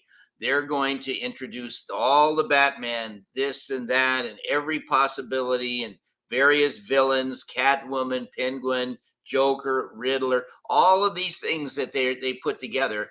And eventually they will have a Robin come out, but they have held back on that because it will open up for them an entire new marketing for maybe 20 movies afterwards. You see, it's all pre-planned and decided as to what they're going to do. Ok, bueno, la respuesta de él es, bueno, tienen que acordarse que esto es un negocio, el movie business, el show business, es un negocio de show. Es lindo, por un lado de vista, que consideren por algo visual tener a Robin y cosas por el estilo, pero Warner Brothers lo que hace es una forma muy metódica y profesional. Van a presentar todo y todas las posibilidades, el Guasón, el Acertijo, Gatúbela, los van presentando de a uno y eventualmente van a tener un Robin, pero tienen que tener en cuenta que si llegan a presentar un Robin ahora, se lo guardan, porque eso puede abrir una opción de marketing muy grande, pueden hasta hacer 20 películas nuevas, dicen. Así que, bueno, espero que esa respuesta te sirva, Martín. Muy bien. Próxima, Charlie. Vale, vamos a hacer una de Fernando acá, está muy buena, que dice, ¿cuál de todos los villanos con los que trabajó le resultó más simpático y cuál menos? All right, I don't know. Well, you're a very blunt person, so I'm sure you're going to be able to answer this one. Fernando is asking, out of all of the villains and guest stars that you had in the show, who was the nicest one and who was the opposite of nice? You know, the people that were on our show, these were major performers. These were people that were the ultimate in professionalism. There wasn't any of what you might think of personality clash. You know, there's a kind of an unwritten law that what you do off the set is your business, but when you're on a set and you're paid in a professional way, and it's their dignity, their personal dignity is such they would never act up on a stage, on a script. I mean, on a set. It just, it's almost they have a reverence for production and for filmmaking. You know, it's a very special thing. So everybody I met was nice. I didn't find anybody that was rude. There wasn't anybody, we never had any negative issues on our show. I think there was one person, Jerry Lewis, who was came on not as a villain, but in a very short cameo where we were walking up the wall, and that's one of the things they could get more actors into the show because everybody wanted to be on Batman. But what we would go up this building on the outside, you know, with our bat ropes, and a window would open, and it could be like it was in this case, Jerry Lewis or Sammy Davis Jr. or Colonel Klink or Lurch or just so many different, Betty White, just so many different people that you can't imagine. But one of them, his name was just Jerry Lewis. He was very particular about things. So he wasn't satisfied just to be on the thing. He had to go sit in the camera chair to look at what the cameraman was doing. He had to go, in other words, he wanted to see what everybody was doing to make sure what he thought was correct. But that, other than that, there was never, I mean, all of the people were just the ultimate in professionalism, really nice, really sincere, very down to earth.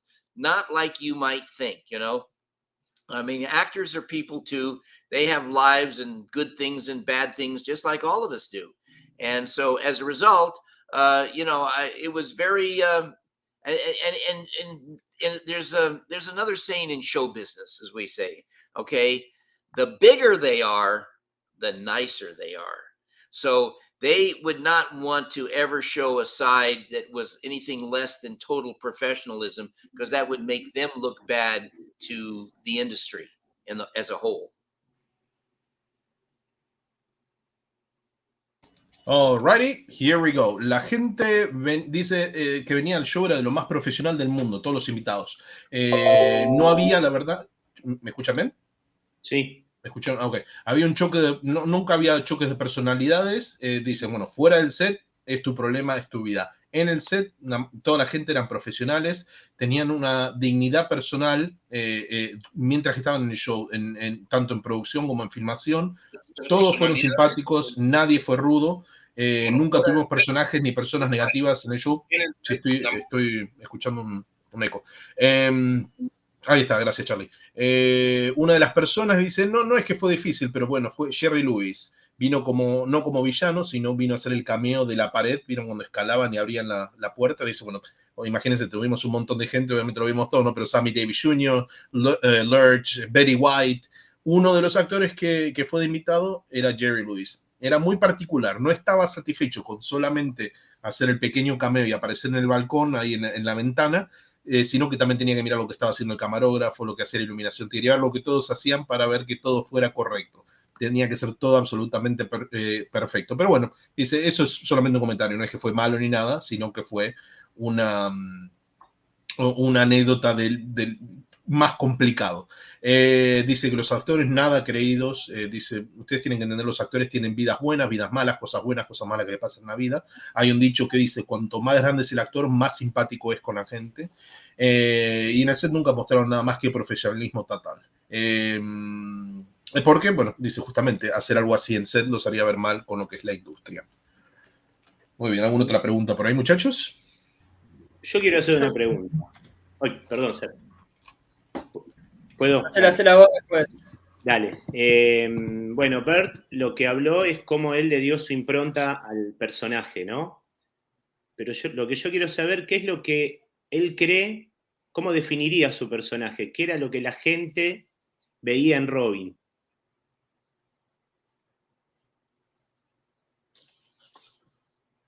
Okay, déjame ver cómo se la planteo esa pregunta. Okay, so Burt, Charlie has a question here. You, of course, created the character. That was actually you, like you mentioned before. But what do you think that people saw in Robin that made them so fun and love Robin so much and appreciate the character that much? Yeah, that's actually very easy to understand. Okay. you know, we were a really big hit with children, really big. I mean, it was everybody, but with children, it was this superhero, bigger than life.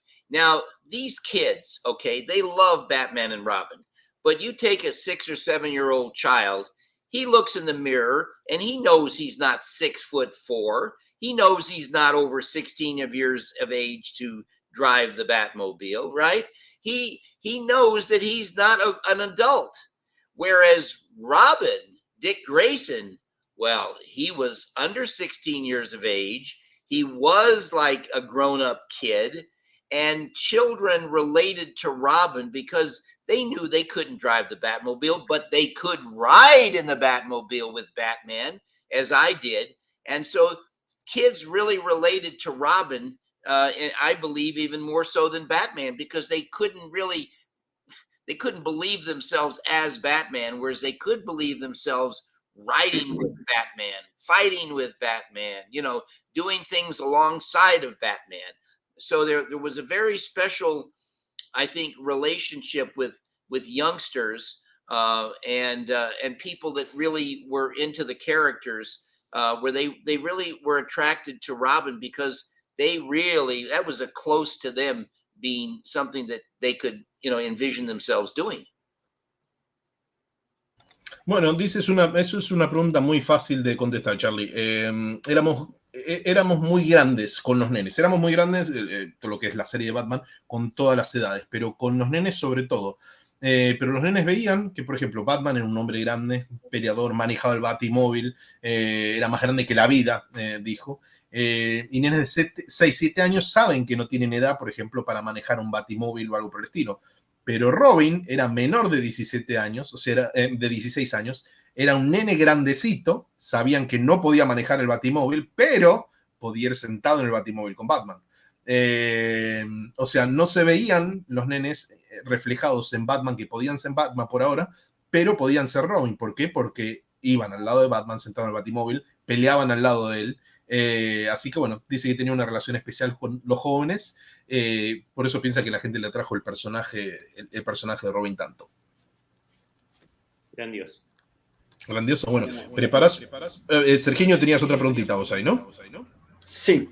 Les quería preguntar, bueno, hace poco lo vimos en el crossover de Crisis en Tierras Infinitas, ¿no? Digamos, con las series de Warner donde estaba Arrow, Supergirl, Flash, bueno.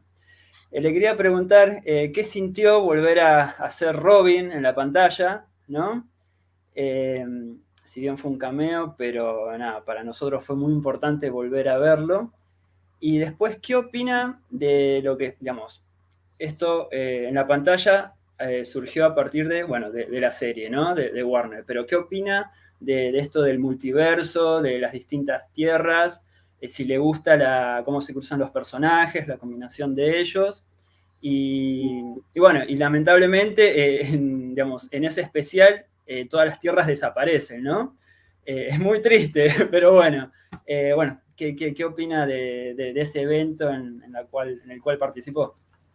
Ok, y yo, si no te enojas, Sergiño, voy a agregar un puntito más, un granito más de arena al final de tu pregunta. Adelante.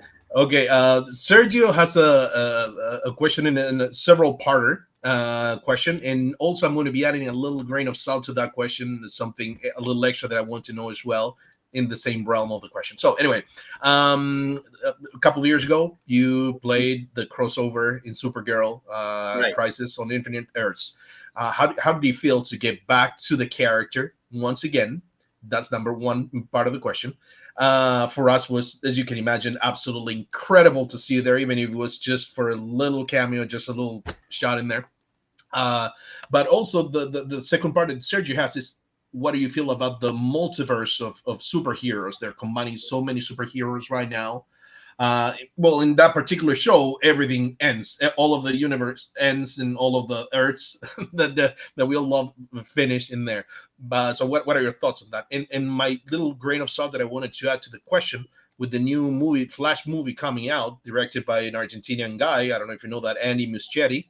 The word is out there is that all of the universe will be showing up, including yours too. I'm sure that if you are, you're not going to be able to say or not or do anything that can tell. But I don't know. Go for it. Okay. Well, first of all, you know, if you think about it, look at all these superhero movies that we see now in the movie theaters. You know, if it hadn't been for Batman proving that comic book characters could be brought to life in an entertaining way, you might never have seen all these characters and all these Marvel and DC universes and all of the kinds of things you see. So we paved the way for that. Something of little interest, if you are a movie fan and you'd like to know something that you might not have known, that Adam and I actually contributed something to movie making that is now in almost every movie you see. And it was something that he and I created when we were doing Batman. So let me describe what that is. That right in the middle of a most serious moment, okay, that we would create some humor. And let me give you an example. There was a scene in Batman where Batman and Robin are in a warehouse. We're looking for the Joker. And all of a sudden, these 8 big henchmen, they just drop into the view and they're ready to have a fight. And I said, and my line is, gosh, Batman, there are 8 of them against 2 of us. Odds in our favor, right? Well, because there was only 8 of them against the 2 of us. So that was a humorous kind of moment. But that kind of humor is in today's filmmaking. As an example, you can take a movie like, you know, Bad Boys or whatever, which is not even a superhero movie. And right in the most dangerous part, when you've got the 2 characters there and they're shooting and the villains and everything, they could say something like, well, if we ever get out of this alive, I'm not coming over to your house. Or in other words, there's humor to break up the drama of the situation. We created that. And that was never before. If you go look at any of the Marvel movies, you look at any of the DC movies, you'll see they include that in the script, that little bit of comic relief, it's called. So that was that was something that we were very proud of creating, and most people don't realize that we were the ones that brought it to life. So I guess that's my answer. Is there more to the question? Maybe I haven't fully answered it. If you want to ask me more to that question. Yeah, no, but how did you fail to get back into the shoes of Robin? Even was a small cameo, you were not doing what you usually do. You did bring one of your dogs alive to the show, so that's a beautiful thing. Well, actually, let me tell you about the dog. I had no idea that they were going to have a dog there.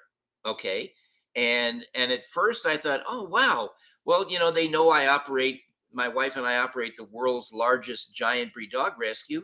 Maybe they brought that German Shepherd there as a token because, we rescue dogs.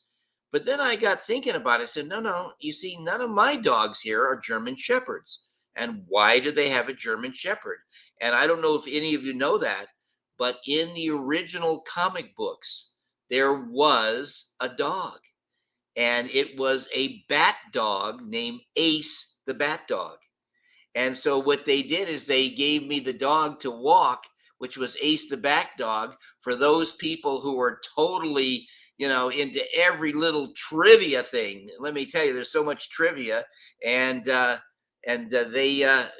why we had Ace the Bat Dog there. And I thought, wow, that was pretty cool. But at first, I didn't realize that. I just thought, gee, maybe they're doing a tribute to the fact that we operate the world's largest giant breed dog rescue. Amazing. Okay, and my grain of salt. I know that you probably cannot say anything, but if you are in the next Flash movie, blink. No, I can say that as of now, I'm not, because I didn't even know about it till you brought it up. But you never know what can happen. You never know. Okay. What happens right this second, tomorrow is another day. And who knows what's going to happen. I do know, though, with what my wife and I are doing is really sophisticated stuff.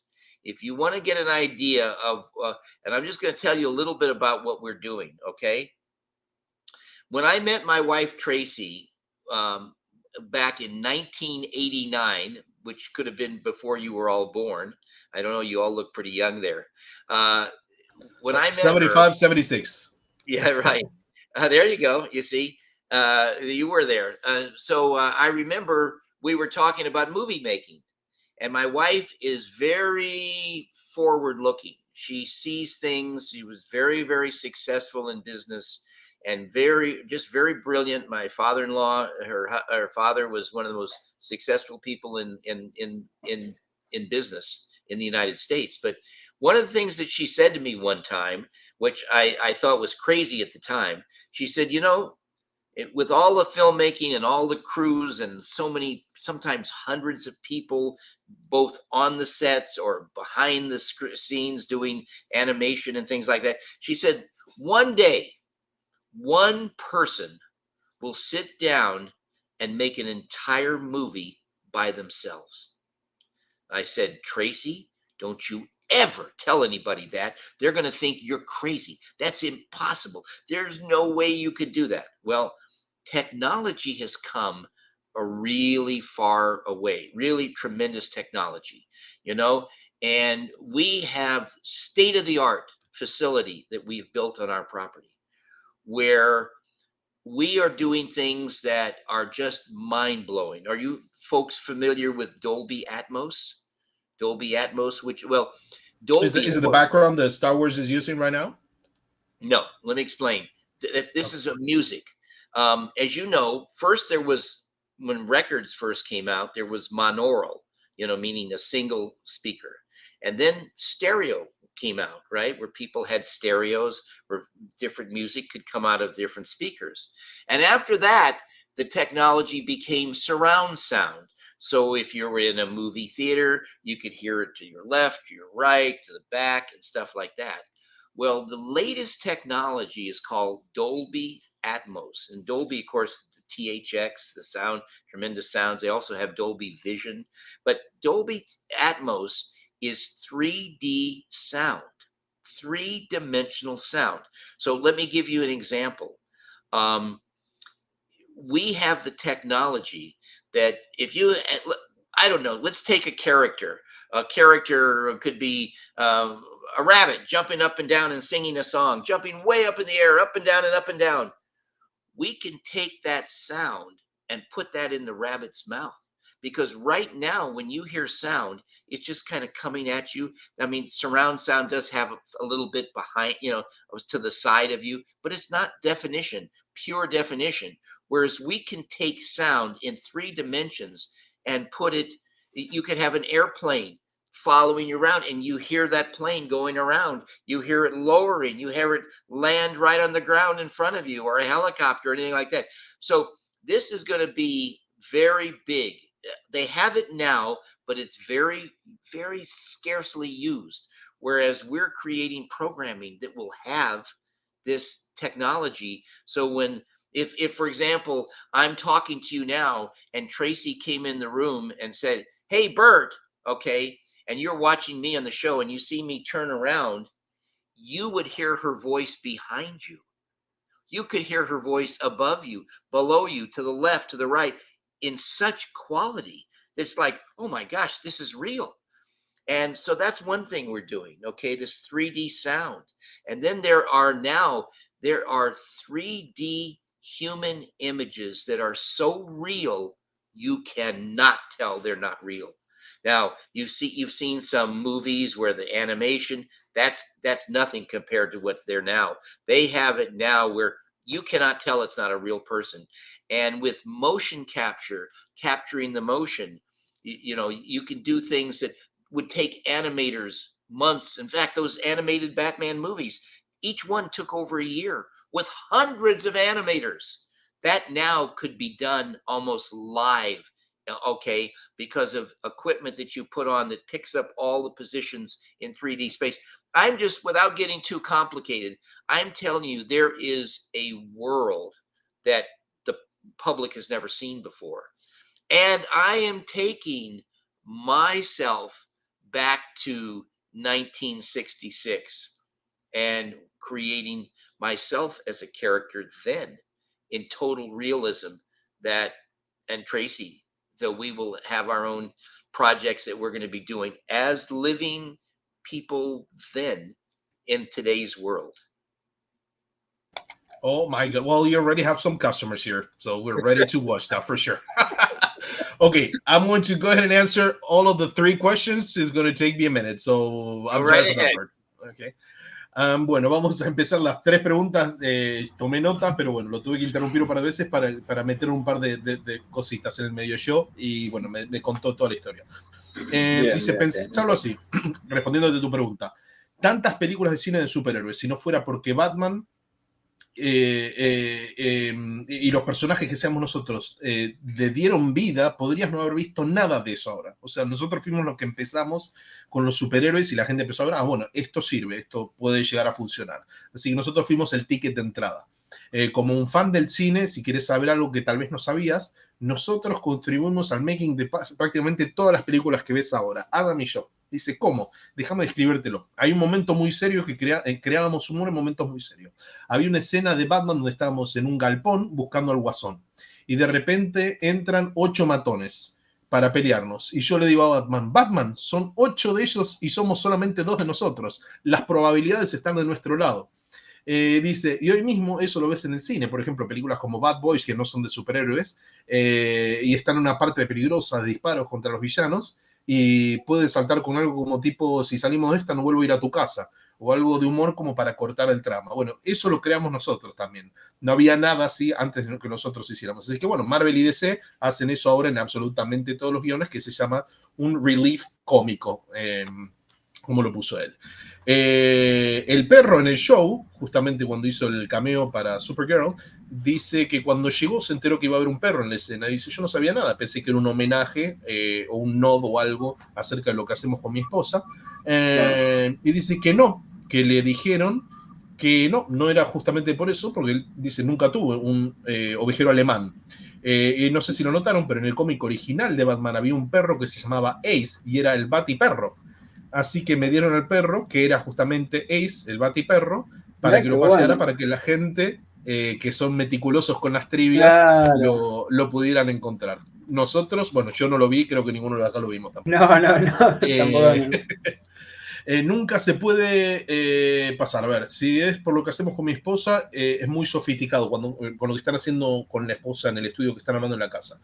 Cuando conoció a su esposa Tracy en el año 89, dice, bueno, seguramente ninguno de ustedes había nacido en esa época, así que gracias por el piropo de Burt, le dije que éramos del 75 y del 76. Hablábamos del making de películas, y ella me dice que Tracy ve cosas más allá, cosas que ella ya sabe que van a ser exitosas o que van a funcionar. Su papá era uno de los más exitosos en el negocio de Hollywood, en el negocio de las películas, y algo que ella me dijo hace un tiempo, con todas las herramientas de filmación que en este momento se necesitan cientos de personas para hacer las cosas. Un día una persona va a estar sentada y va a hacer una película esa persona sola. Y Burt le dijo, no, Tracy, por favor no digas eso, la gente va a pensar que estás totalmente loca. Y dice, la tecnología llegó, hay cosas que ustedes todavía no vemos. Tenemos en nuestra casa, el estudio que está armando de grabación, tienen un sistema que se llama Dolby Atmos, que es un sonido que va más allá del 3D.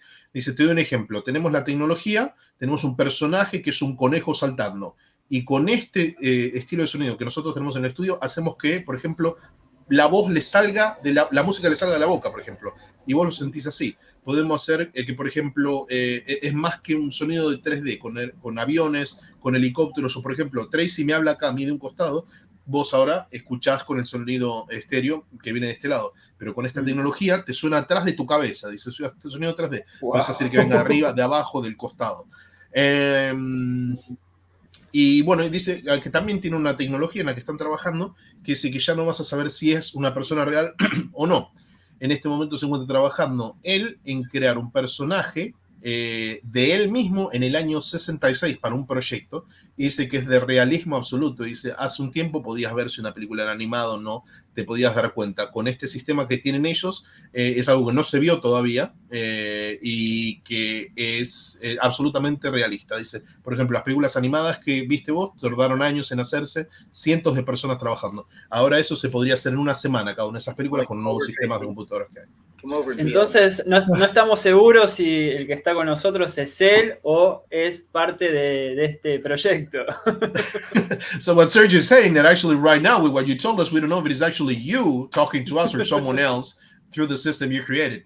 Oh, yeah, no, but with the system I'm creating, it will be me at that time because, in our show, in just about every episode, the beginning of every episode and the end of every episode, we were in our civilian clothes. We weren't dressed as Batman and Robin. I also had a couple of episodes where I was Dick Grayson undercover, for Batman. But so my image is highly recognizable when you see it at the beginning of every show, using that same, which is really me and not the character. So I won't have any issues about using that. But we're going to do some spectacular things, and it is such an amazing world of what is yet to come.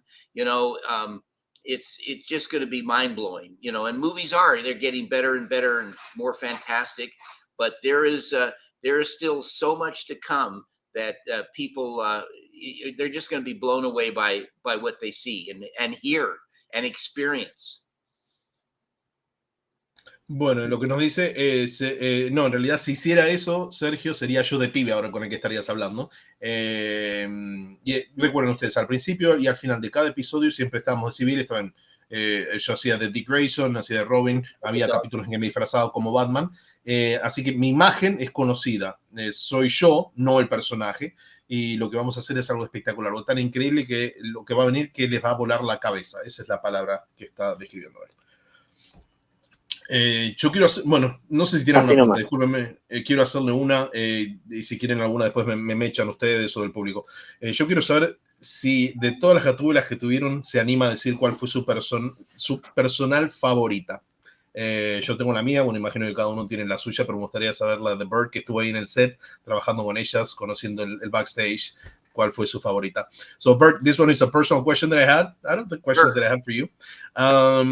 You've been on the set, of course. You work with all of the different Catwomans that you had in set. Right. So is there a way that you can tell me which one was your favorite? If you can tell me if there was one of your favorite ones? Every one of them was different, and every one of them brought something different to our show. So the initial Catwoman, which is the one that most people think of, is Julie Newmar. And Julie Newmar, she would say things like, "Oh, perfectly," she purred, and she carried on the Catwoman very good. Now, when we made the Batman movie, she wasn't available because she was shooting another movie. And so we got Leanne Merriweather, who was a very famous, wonderful actress. She was also in Barnaby Jones, the TV series, but she played Catwoman in that movie that we did. And, so we had, and then we had a third Catwoman as well, and so everyone brought something different, and everyone, it was entertaining to watch their vision of what Catwoman, and in addition to the Catwoman that were on our show, there's been Michelle Pfeiffer in the movies did Catwoman. There's been a number, I think there's been about 8 actresses that have portrayed Catwoman, Bueno, no, me dice que les gustaron todas en realidad, no tiene una favorita. Cada una era algo diferente. La original era Julie Newmar, la que decía, por ejemplo, en las escenas, por favor, y cosas así, le purreaba como un gatito. Dice, la llevaba muy bien eso. Cuando fuimos a hacer la película, Julie Newmar no estaba disponible y fue cuando la contrataron a Lee Mayweather, para que hiciera el papel, y bueno, trajo lo suyo, su personalidad. Dice, bueno, después también tuvimos a la tercera, a Rita Kidd, y cada una trajo algo diferente, que era divertido, cada una con su propia visión, así que me gustan todas. Y dice, bueno, sabe que hay más o menos 8 actrices que hicieron de Gatúbel, incluyendo a Michelle Pfeiffer también, así que bueno, que le gustan todas, cada una trajo lo suyo. Muy bien, ¿alguna pregunta, muchachos, de ustedes por aquí, por el show? Hay una pregunta para hacerle, Gus. Es parecida a una que ahí la gente de Ochentoys también tira en un momento. si vemos un poquito la historia, la denominación del joven maravilla viene desde los años 40 cuando se crea el personaje, digamos. Pero después vemos que ya en la interacción con Batman surge el nombre de dúo dinámico. Entonces, ¿cómo surgió ese nombre? Si era algo de parte del guión, a alguien que se le ocurrió y ellos lo adoptaron, ver a ver cómo fue el comienzo de ese nombre. All right, this is a great question actually. We all know that the name, the nickname Boy Wonder comes from the comic books in the 40s, when the character was created, of course. But during the show, the name or nickname for you two together, the dynamic duo, came out. So was that scripted, or was that something that came on set one day and showed up? Do you know how the origin of that? No, I do know only that the announcer, who was, by the way, the executive producer of the show, William Dozier, used dynamic duo in throughout the series. So I believe that was scripted for him. We didn't create that, but it was terrific, and it fit the situation very well. You know what I mean? We were the dynamic duo, and it's and there was other phrases and things like that. And of course, with my character, we had all those holies, holy this and holy that. There was 486, I believe, in the series. And when you added the ones in the movie, it was over 500 times that I said holy this or holy that, 500 different holies that became very famous. And, people even today, they'll say, oh, holy cow, or, whatever it is, and not even think about it, but that's where it came from. It came from Batman. Qué bueno, che, las cosas que me dice, la verdad, uno lo escucha y tiene todo sentido, todo te cierra. Dice que el que anunciaba el show era el productor ejecutivo William Dozier. Mira vos, yo me acabo de enterar, no lo sabía. Era el que hacía los anuncios de que venía el capítulo, y dice que lo tenía scriptado, todo lo del Dynamic Duo, el dúo dinámico. Dice encajaba perfecto porque éramos el dúo dinámico. Y otras frases y cosas así que estaban scriptadas, por ejemplo, los Holy, los santos, Santa cachuchos, papá, santo. Esa frase dice, para que sepas, lo dije 486 veces en el show, y si contamos la película, más de 500 veces. Y dice, se hizo tan famoso. Imagina que el día de hoy la gente te dice santas cosas, holy cannoli, cosas así. Bueno, dice, vino por ese lado de lo que decía él en Batman. Buenísimo, boludo, buenísimo. Bueno, ¿tiene algo más por ahí, mis amigos? Yo quiero hacer una pregunta, pero... Sí. A ver, para que se entienda, siendo muy joven, fue una celebridad, y es hasta el día de hoy, ¿no? ¿Cómo era el día a día? Pero no el día a día en el estudio, en el día a día en su vida, su familia, sus amigos, sus afectos. ¿Cómo era él, los amigos del campeón? O sea, ¿cómo se sentía él? ¿Dónde depositaba, ¿no?, esos momentos que uno calculo que necesitas, ¿no?, una contención con tanto éxito, tanta fama? Okay, being the question that Pelu has is being so famous at such a young age. How was your like day-to-day life? Where do you put all of that energy, and where do you go to, like, for support, not to think of yourself, I'm the king of the universe? I never thought of that like that. It's kind of hard to describe, but let me just give you something to see if you can visualize.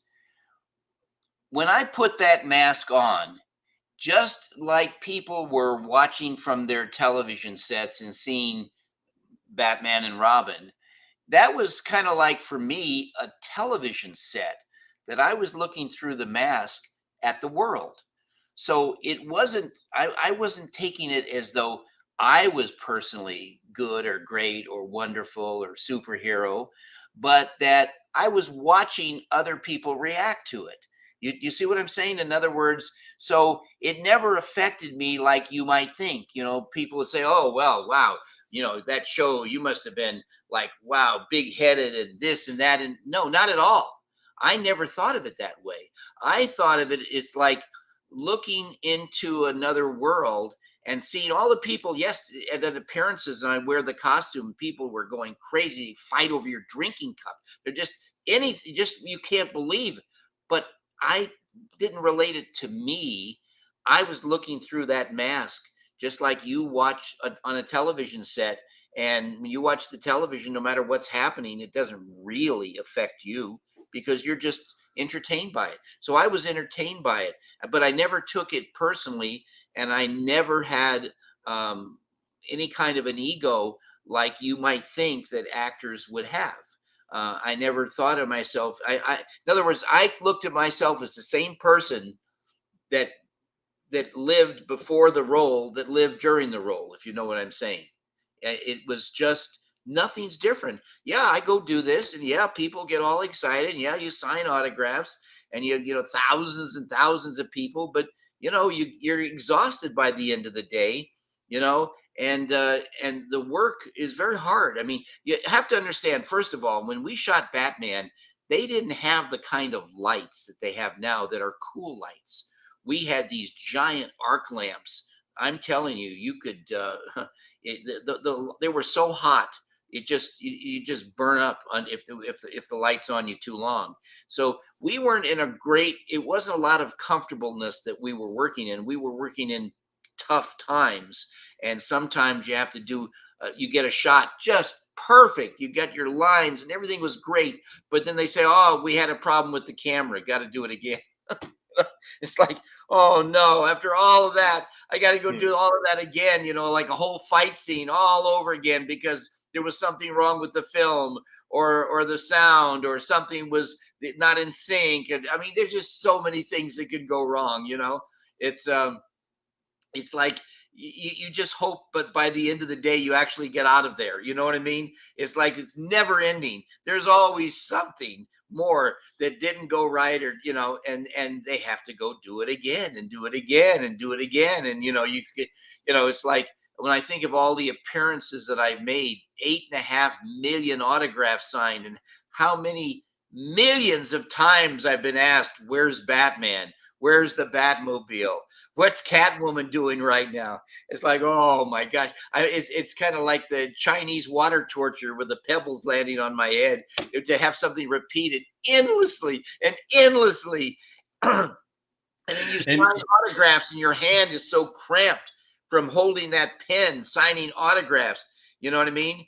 People would say, you know, you get hand cramps when you're signing the autographs. I said, among all the other cramps of sitting there and this and that, and oh, you know, oh, stand up and have your picture taken. Okay, stand up. And all right, now you can sit down. The next person, oh, can you stand up? I saw that you stood up for the person before me. Can you stand up? And now you're standing up 500 times, getting up and down and up and down. You don't realize what it's like. It's not quite as glamorous as you might think it is. You know, it's like, you know, you say, oh, well, I bet you go out at the end of the day and go party. You know, yeah, right. Partying right to bed, you know, because you're so physically exhausted. And when you're working, you know, and you're in character, you have to maintain this realism for children. And I never, like, for example, Adam and I would make appearances and they say, oh, take off your mask. We would never do that. Batman and Robin would never. We always protected the imagery for the children and maintaining that characterization, you know, in front of people where you're really paying attention. What does this person say? What does that person say? How do you react to this? It's exhausting. It's, you know, so yes, we had wonderful times on the weekends. Adam and I would occasionally go out and play tennis together. People would see us just, of course, in our regular clothes, and then they look for a minute, and then they look a little closer. They say, oh my gosh, that's Batman and Robin playing tennis. You know, they get crazy stuff like that. But for us, we just took it as something that we did. That was something we did. It was something that we created, and we owned it. So it's so beautiful to hear you talking. You, of course, tell every story with in such a great way. But you're at the same time, you're bringing down to earth our, you know, we have you up there and you're bringing it to, hey, man, it was a job. I had to eat. It was hot. So thank you. Thank you very much. It's been 2 hours. I don't know if you have a few more minutes or you need to go. Sure. I'd be happy to. Tiene más tiempo para quedarse Burt con nosotros. Así que vamos a seguir Sacándole el jugo. Dice, bueno, nunca me la creí, nunca fui un actor que se creyera lo que estaba haciendo. Me dice, es difícil de describírtelo, pero bueno, a ver si con esta imagen te lo puedo describir. Cuando me ponía la máscara, miraba a la gente cómo reaccionaba a Batman y Robin.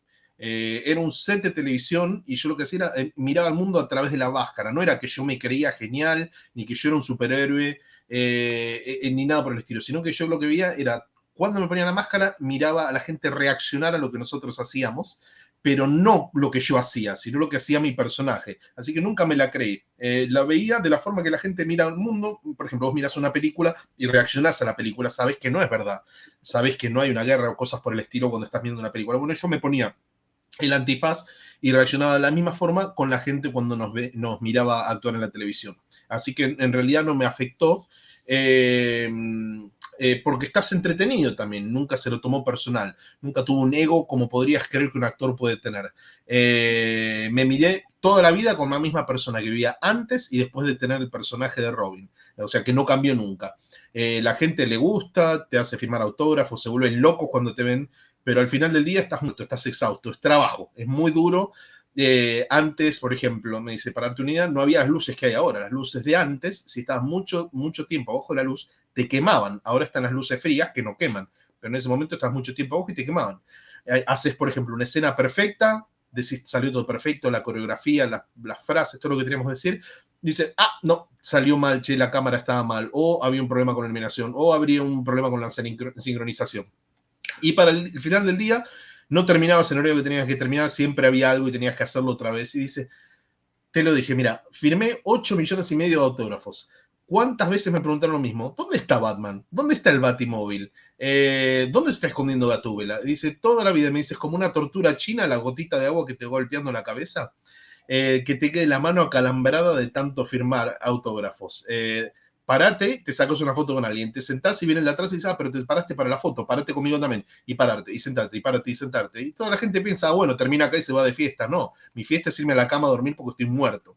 Dice, al final del día, cuando filmábamos, también lo mismo. Si iba a la cama, no daba más. Dice, cuando teníamos algún fin de semana libre, lo que hacíamos a veces con Adam, nos íbamos a jugar al tenis.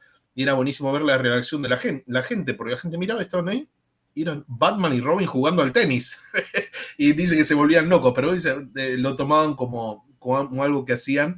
Y bueno, nada, eso, que nunca se la creyó, ¿no? Con el personaje. Y bueno, lo que le dije yo al final, le digo, la verdad me encanta como la forma que contás las historias, tanta energía, de forma tan positiva, pero a su vez nos traes el show, lo traes a la vida real, porque nosotros vemos a Batman, Robin, la Baticueva corriendo, y nada, y vos sos un tipo que tenía hambre, tenía ganas de dormir, te hacía calor y estabas en un laburo, ¿no? Como todos nosotros. Tal cual, exactamente, sí. Tal cual. Vamos con alguna otra pregunta de la gente, que hay muchísimas. Sí, vamos. Vamos a preguntarle una que hace Martín, que también tiene un dato interesante, mirá.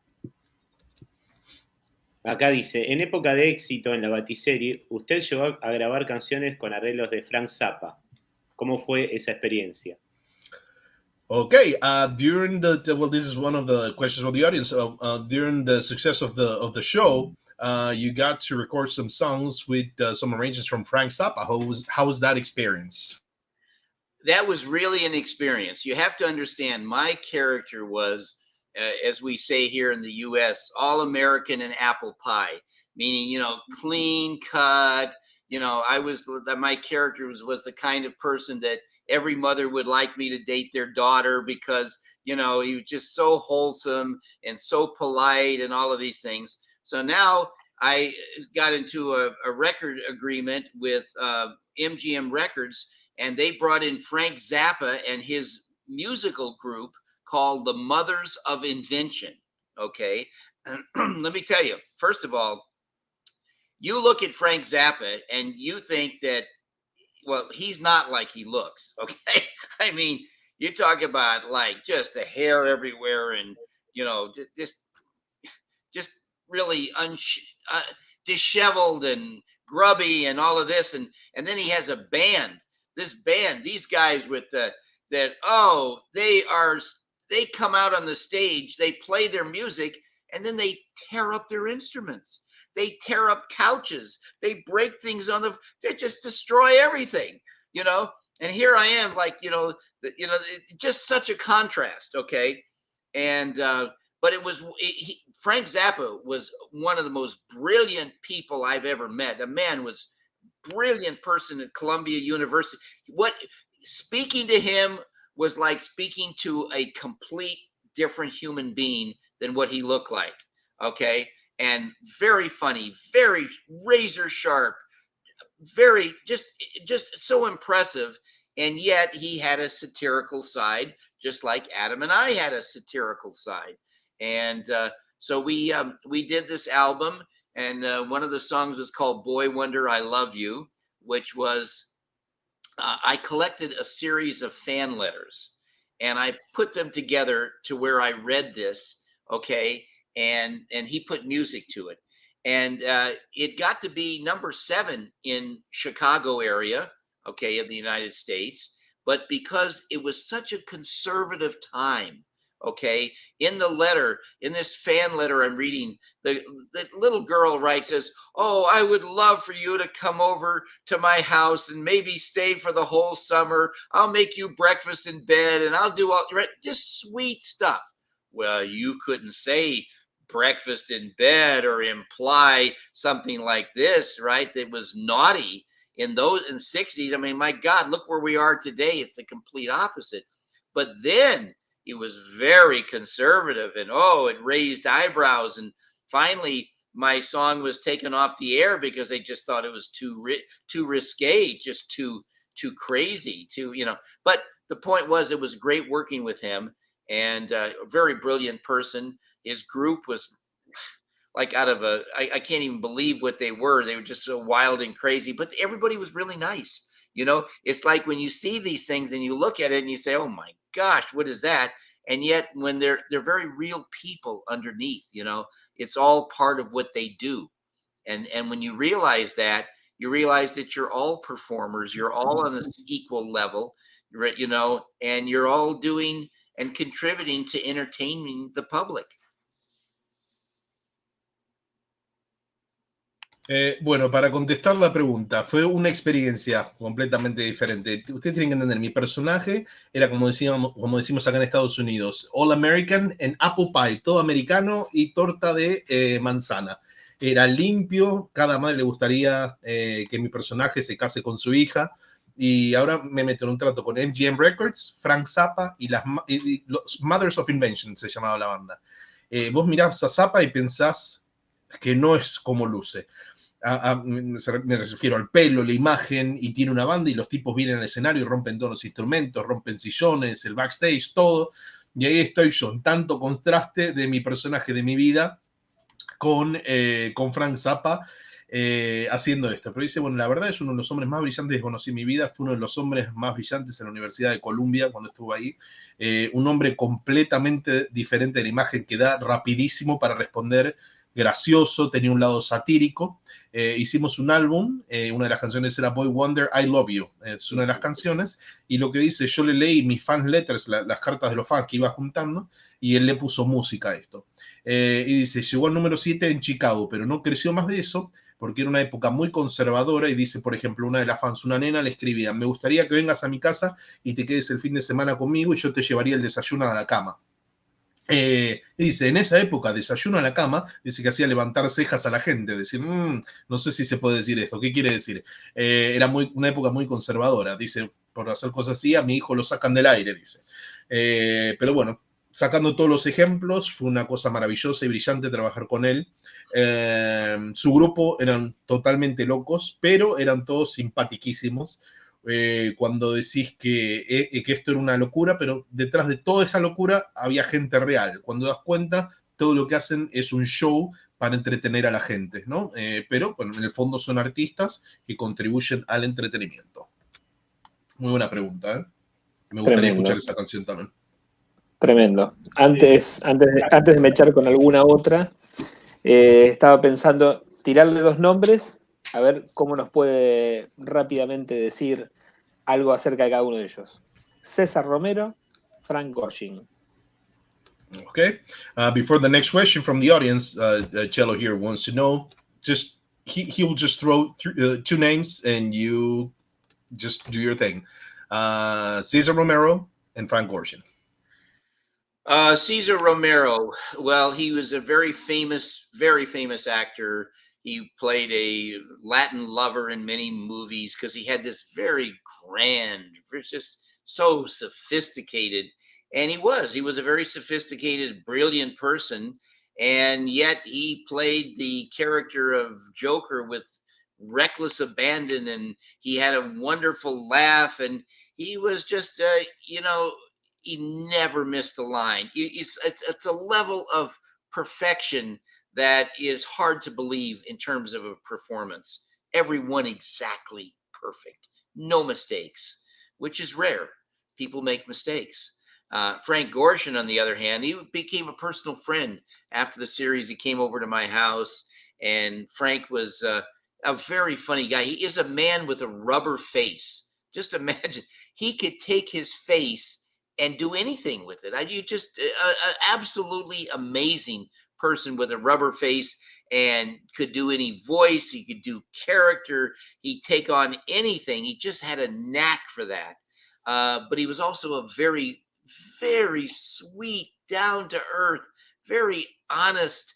I mean, he was just so real, that you can't help but appreciate that. And the characterizations he did on Batman and with his hysterical laugh, I mean, they were wonderful. He was an immense talent, just a fantastic person, and I wish he were still around. I miss him terribly.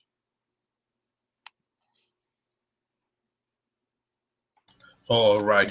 Bueno, con lo que es César, dice, bueno, César Romero era un actor muy famoso en esa época, era siempre el Latin lover de muchas películas, era un actor muy sofisticado, brillante, y cuando se convertía en Guasón con esa risa genial, era una cosa perfecta, dice, no se equivocaba jamás en una línea, era perfección en cada detalle, todo perfecto, sin errores. La gente comete errores siempre, él no cometía ningún error durante las filmaciones, que era todo perfecto.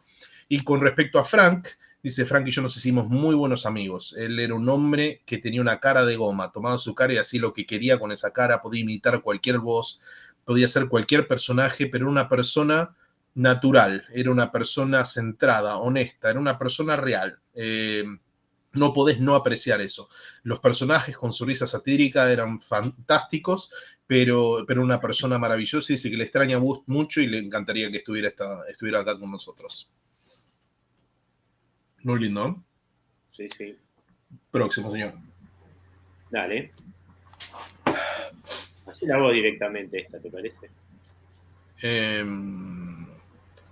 Bueno, Gus 666 que le dice yo la pregunta.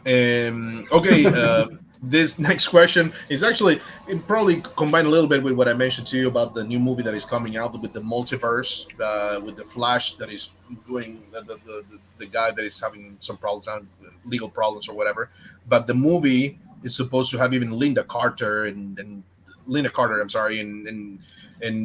Christopher Reeves, and they're talking about Adam West and you being in the movie too. But again, we don't know. We'll have to wait and see.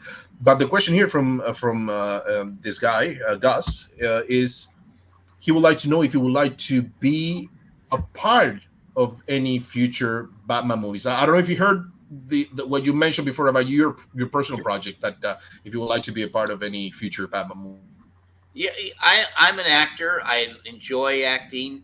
I enjoy being in front of the camera, enjoy being behind the camera. And when it comes to the things that we're doing, I actually do the animations myself. I mean, in other words, I'm very hands-on.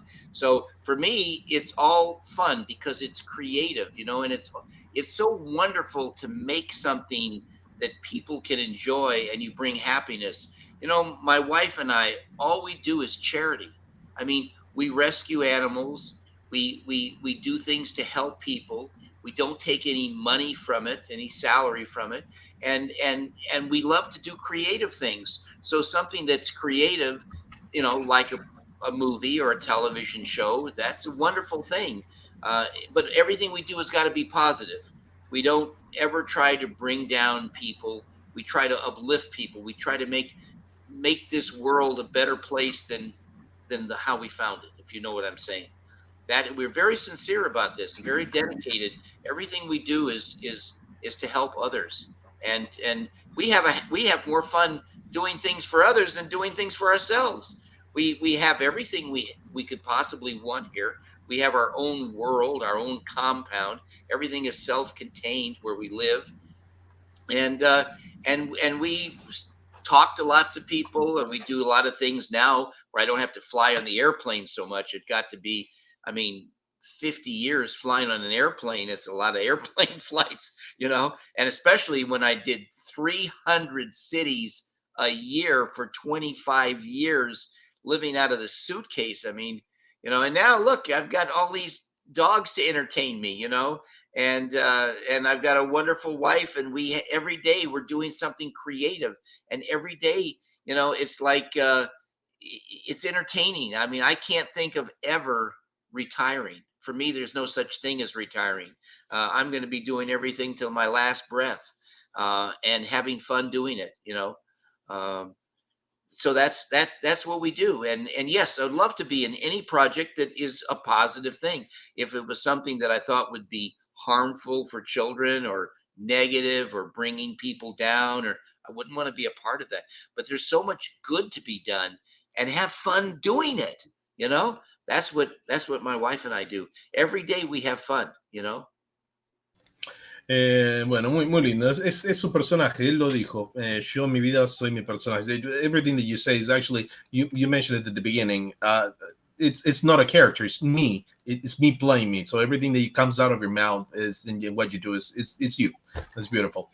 Dice, soy un actor, para dar la pregunta a vos, soy un actor y disfruto actuar delante y detrás de cámara. Hago, por ejemplo, me encargo yo mismo de las cosas, hago animaciones yo mismo, así que para mí, mientras que sea un proyecto divertido, lo hago. Es maravilloso hacer algo que trae alegría a la gente para entretener a la gente. Con mi mujer hacemos trabajos de caridad para ayudar a la gente rescatando animales, pero por otro lado hacemos cosas creativas y es algo maravilloso. Siempre lo que sí tiene que ser algo positivo. Tratamos de hacer cosas por este mundo, un lugar para hacer este mundo un lugar mejor que el que encontramos. Somos sinceros y dedicados y nos gusta ayudar al prójimo. Tenemos cosas más divertidas en nuestra vida por cosas que hacemos por los demás que cosas que hacemos por nosotros mismos. Hablamos con mucha gente. Por suerte ahora los nuevos medios de comunicación no tenemos que viajar tanto en avión. Estuve 50 años viajando en avión, visitando 300 ciudades por año. Por 50 años se pueden imaginar que es mucho tiempo. Dice, ahora me entretengo mucho acá con mis perros. Todos los días hacemos algo nuevo, algo creativo. No me voy a retirar nunca. Todo hasta mi último aliento voy a estar trabajando y divirtiéndome. Así que como actor me gustaría hacer cualquier proyecto, a menos que sea algo negativo, algo que pueda llegar a lastimar a la gente o cosas por el estilo, traer cosas negativas, no, siempre que sea algo positivo. Chicos, Dale, 2 horas y media, ¿creen buenísimo. que hagamos un par de preguntas más y lo vamos dejando ir? A ver, no sé, ustedes me dirán, sí. muchachos. Yo me lo quiero quedar acá para Sí, siempre. sí, olvídate. Burt, Acá it's been quiero... 2.5 hours and we're going to do a few more questions and then we'll let you go. We want to keep you here forever. But we can for now. But a few more questions and we'll let you go. Yeah, it's only been about 4 or 5 breaths for me, so that's not not even a full day. Dice, para mí no es nada, estos son 4 o 5 veces que respire, así que ni siquiera es un día completo para mí. Dale, Sergio. Bueno, vamos con otra preguntita más, acá de Víctor. Pregunta, hubo varios Batman después de Adam West. ¿Qué sintió al ver a Chris O'Donnell haciendo de Robin en Batman Eternamente? ¿Cuál fue su sensación en ese momento? Okay, the question from Victor is, there were several Batmans after Adam West. What were your feelings when you actually saw Chris O'Donnell playing Robin in Batman Forever? What were your actual feelings at that moment when you saw him? Well, I'll tell you, all of the actors that played Batman and Chris O'Donnell that played Robin in that one show, they're all fine actors. They're great actors. And the way I looked at them is that they were playing a part. But when people ask me, who was a real Batman? There's only one, and that was Adam West. He was Batman. And the others have done great jobs, don't miss their same, but they're actors playing something, whereas Adam had this natural, it was just him. And his comic timing and everything. It's just hard to believe that when our show opened up, just to give you an idea, and when our show opened on the opening night, because I talked about watching it on television, but the opening night, we had what's called a 55 share. And what that meant was that in North America, the whole North America, which included the United States, Canada, and Mexico, that the way they calculated it, of every television that was on in those three countries, that 55% were watching our show Batman. And all the little local stations, the regional stations, and the two broadcast networks, and the syndicated station of all three countries shared the other 45%. To give you an idea, the Super Bowl does not attract that kind of numbers that we attracted. And worldwide, Batman became so big. And I mean, this was during the Vietnam War, where I recorded things that were played to the North Vietnamese and yet other things that were played to our American soldiers. And I mean, this was really something. In a way, I wish you guys could look through a time glass and see what it was like. It was a world that we don't have today. It was a world that was much safer than what we have now.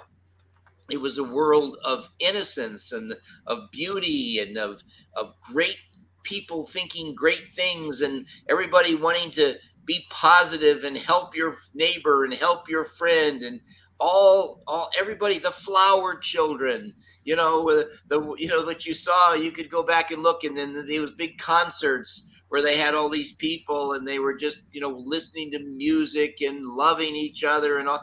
It was a whole different world, and it was a wonderful world. And today is a good world. It's not a wonderful world because it isn't a safe world.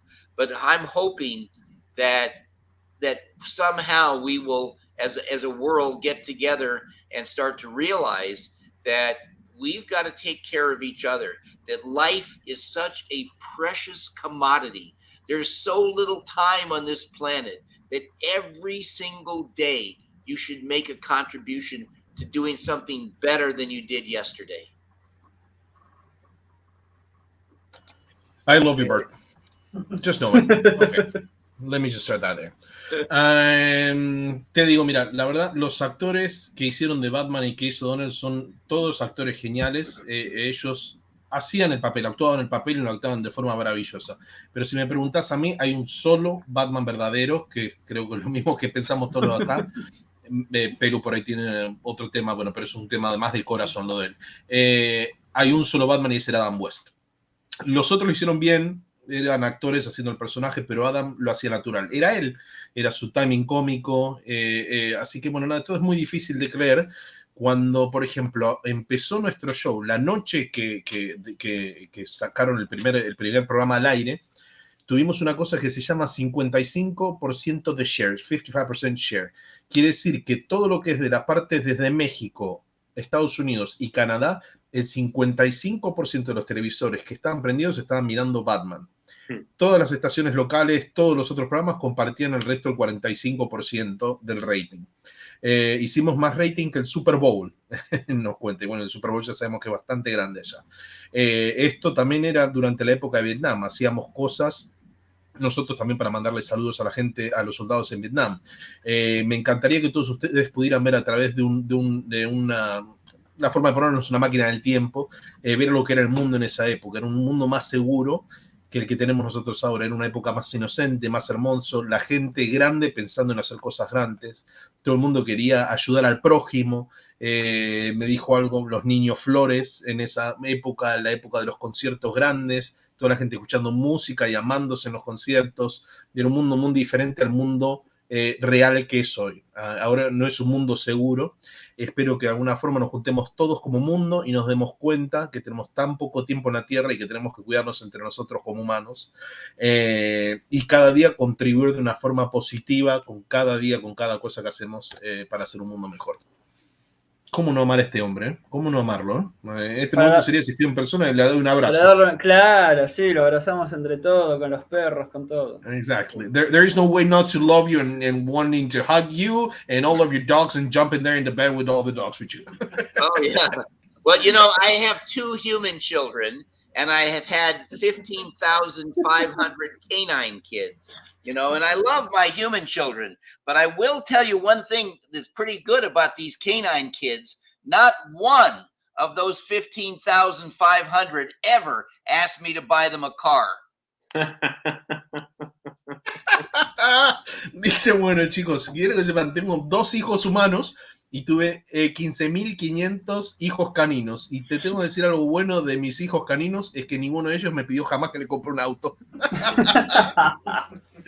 Es buenísimo, es buenísimo. Che, yo le voy a hacer una pregunta, espero no derrapar con esta pregunta, pero él lo describió en su libro, así que imagino que debe estar dispuesto a tal vez hablar del tema o tirarnos algo. Ahí se va del vivo. Quiero saber si es verdad lo que comentaban de los shorts, que tenían que tener algo para apretar todo para hacer el show un poco más adecuado para los menores de edad, ¿no? So this next question is a kind of weird one, but you actually talk about it in your book. So what is the truth about you having to have something like just to push things down in your costume just to make the show a little more friendly for children? What is the truth about that? Okay, I'll be happy to tell you. Everything was going fine. We were filming Batman. But you know how I told you earlier that everybody was affected by our show? Children, adults, teenagers, college kids. Well, every kind of human being on this planet was affected by our show that saw the show. And there were some people, you know, we're 6 people here, and we can see things maybe a little differently, but generally the same, you know. But there are some people that look into things and they try to see them for something that either they're not, or they try to make something bigger than it is, or, you know, etc. So apparently in the United States, there is a Catholic Legion of Decency. That was, or at least that was an organization at the time. I had never heard of it, but they complained to ABC Network that Robin had an unnatural bulge in his shorts, and that they felt that this was not good, that something needed to be done about it, and they were complaining left and right. And when I first heard about it, you have to understand, here's a network, okay, major broadcast network, calling 20th Century Fox, a major television and film production company, right? And then calling the production company, Greenway Productions, that was producing Batman, and then coming to me to tell me that, you know, there was a problem. Well, what's the problem? Well, there's some people that think that there's too much bulge in your pants. Well, you know, and Adam came to me, and Adam was laughing about it, you know. And I said, don't laugh too much, Adam, that people are complaining about mine being too much and yours being too little. And I told him that I thought that he was sticking these giant Turkish towels in his undershorts so that he looked more masculine. And so here's what happened now. This is real. So, and you have to understand the wardrobe department of this, some of the people in the wardrobe department of our studio were a little different than I was, you know, and a little what we call light in their loafers, meaning that they, you know, they could hardly wait to come down and try to fit me with all these contraptions to try to reduce the size of the image on screen. They had like penal restraints. They had like double underwear. They had all these things. They're so excited for me to try all this stuff on. And, you know, hey, you know, you leave, I'll try it on. You just go. I'll come back after, I'll let you know. And none of it worked to their satisfaction. None of it to the network satisfaction. It got to be a big problem. Okay. So, and of course, this was at a time when we were filming one of the shows called the Londinium Larcenies. And that was a show that was supposedly taking place in London. And it was a 3-parter, which was going to be released as a movie in England. And instead of having all these henchmen, like in all the shows, always the big guys and the fighting and this and that, they had all these very attractive young ladies that were the hench girls, for lack of a better word. You see what I'm saying? And everybody knew about this issue, okay? And, people little giggling here, little giggling there. But these girls, they're at one part where they were wrestling with me, okay? They're purposely bumping against me, purposely trying to get a rise out of the boy wonder, okay? And it was embarrassing. It was, and especially because you're being held like this, you see, where you can't use your cape to cover very well. And they thought it was the funniest thing of all, and everybody was giggling about it on the set. I wasn't doing too much giggling. I will tell you that. I was not having as much fun as everybody else was having about this, but they finally solved the problem. And what they did, and this is true, it's unfortunate, they found this quack doctor that gave me these pills that would shrink you up for about 8 or 9 hours. And to be honest with you, after 3 days of taking the pills, I thought I might be messed up for life. And so I stopped taking the pills and would always use my cape to cover on shots that were potentially problematical. But that's all very true, But it just shows you how some people can make a mountain out of a molehill. They're trying to make something, and it was kind of a little embarrassing, I must tell you, because like the whole country knew about it. Although some people said I should be very complimented. No, absolutely. It like you said it several times. It was a different word back then. Oh man, but the way you tell this story. I want to hear you explain that in Spanish now. Yeah, and try to be children friendly cool. too. Yes, maintain your cool. Oh man, you kill me. Bueno, estoy muy feliz de contarte toda esta historia. Todo iba genial. ¿Te acordás que te conté antes que todo el mundo afectado por nuestro show? Me mató de la risa. Tanto nenes, adolescentes como adultos se veían afectados de una forma u otra con el show que hacíamos. Y acá, bueno, por ejemplo, nosotros somos 6 personas hablando, charlando. Podemos tener casi todo el mismo punto de vista en algo y puede haber alguien que piense diferente. Siempre hay alguna persona en la que encuentra o trata de hacer las cosas de forma diferente o ven algo y lo quieren ver diferente o lo hacen más grande de lo que son en realidad.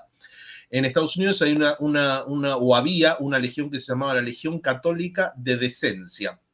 Y lo que hicieron ellos, se quejaron con ABC de que Robin tenía un bulto no muy natural en su short y pensaron que era algo que tenían que hacer al respecto.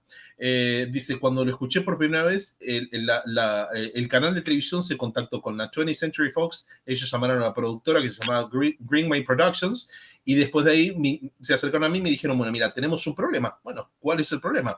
Bueno, es que en el short de Robin hay un bulto que no parece demasiado natural. Y bueno, y dice, Adam se mataba de risa y Burt le dijo, bueno, vos no te rías mucho, pues están diciendo que yo tengo el bulto demasiado grande, pero a su vez están diciendo que vos tenés el bulto demasiado chico, que tendrías que ponerte algo ahí. Y la gente pensaba, bueno, que los shorts eran masculinos y esto que te voy a contar es real. El departamento de vestuario, que era algo diferente en esa época, no veía las horas de ponerme a probar cosas para hacer el bulto más pequeño, por ejemplo, cosas para restringir mi pene, doble ropa interior. Y yo les decía, bueno, yo soy feliz de probarme todo esto, me lo pruebo, pero bueno, nada funcionaba para los canales de televisión. Tenía que ser un problema muy grande, dice él. Era una época donde estaban filmando una producción que se llamaban Londinian Arsenies, los arsenales londinenses, vendría a ser.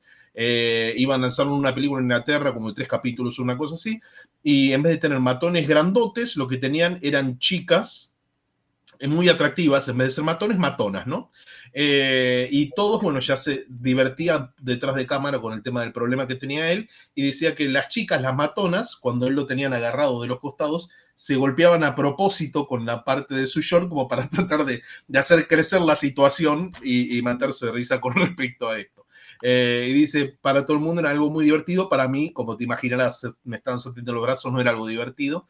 Y bueno, y resolvieron el problema, y él mismo lo dice, algo que habíamos escuchado, me parece todos, con una forma media desafortunada. Consiguieron un doctor que le daba una pastilla que hacía que se redujera todo durante 8 o 9 horas para aparecer bien en cámara. Y dice que lo tomó durante 3 días y que le dijo, bueno, me agarró miedo de que honestamente que volviera, que eso fuera una cosa permanente, y no tomó más las pastillas, y lo que hice, me tapaba con la capa y hacía cosas tapándome para que no se notaba.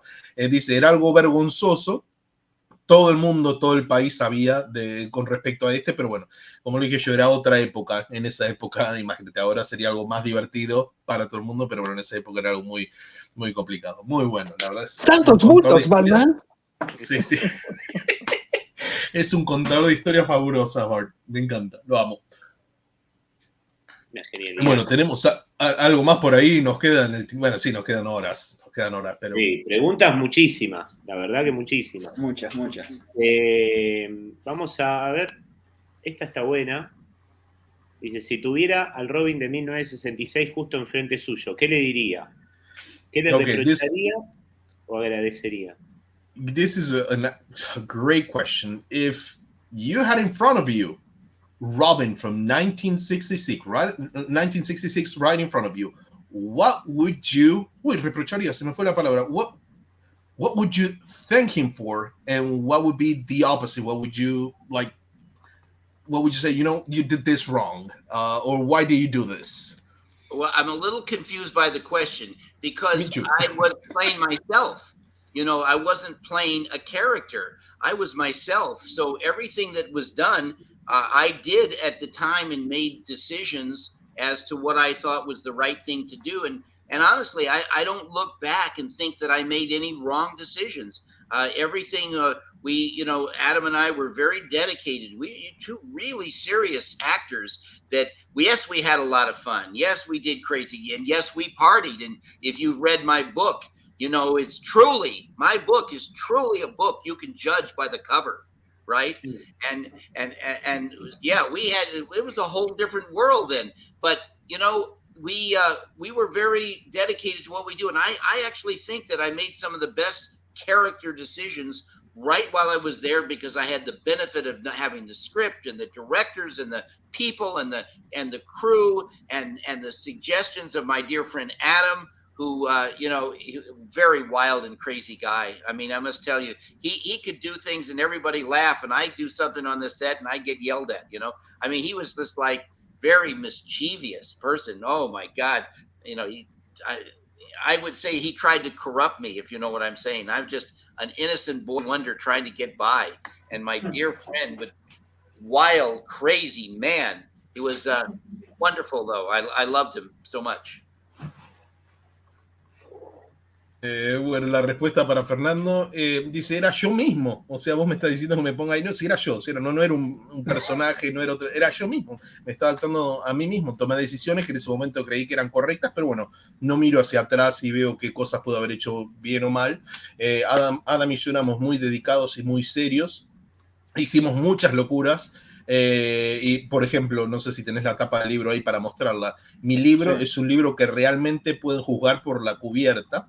Era otro mundo, éramos muy dedicados. Creo que tomé las mejores decisiones que pude tomar para mí, para mi personaje y para mi vida, junto con el apoyo de la gente, el equipo, las sugerencias de mi gran amigo Adam.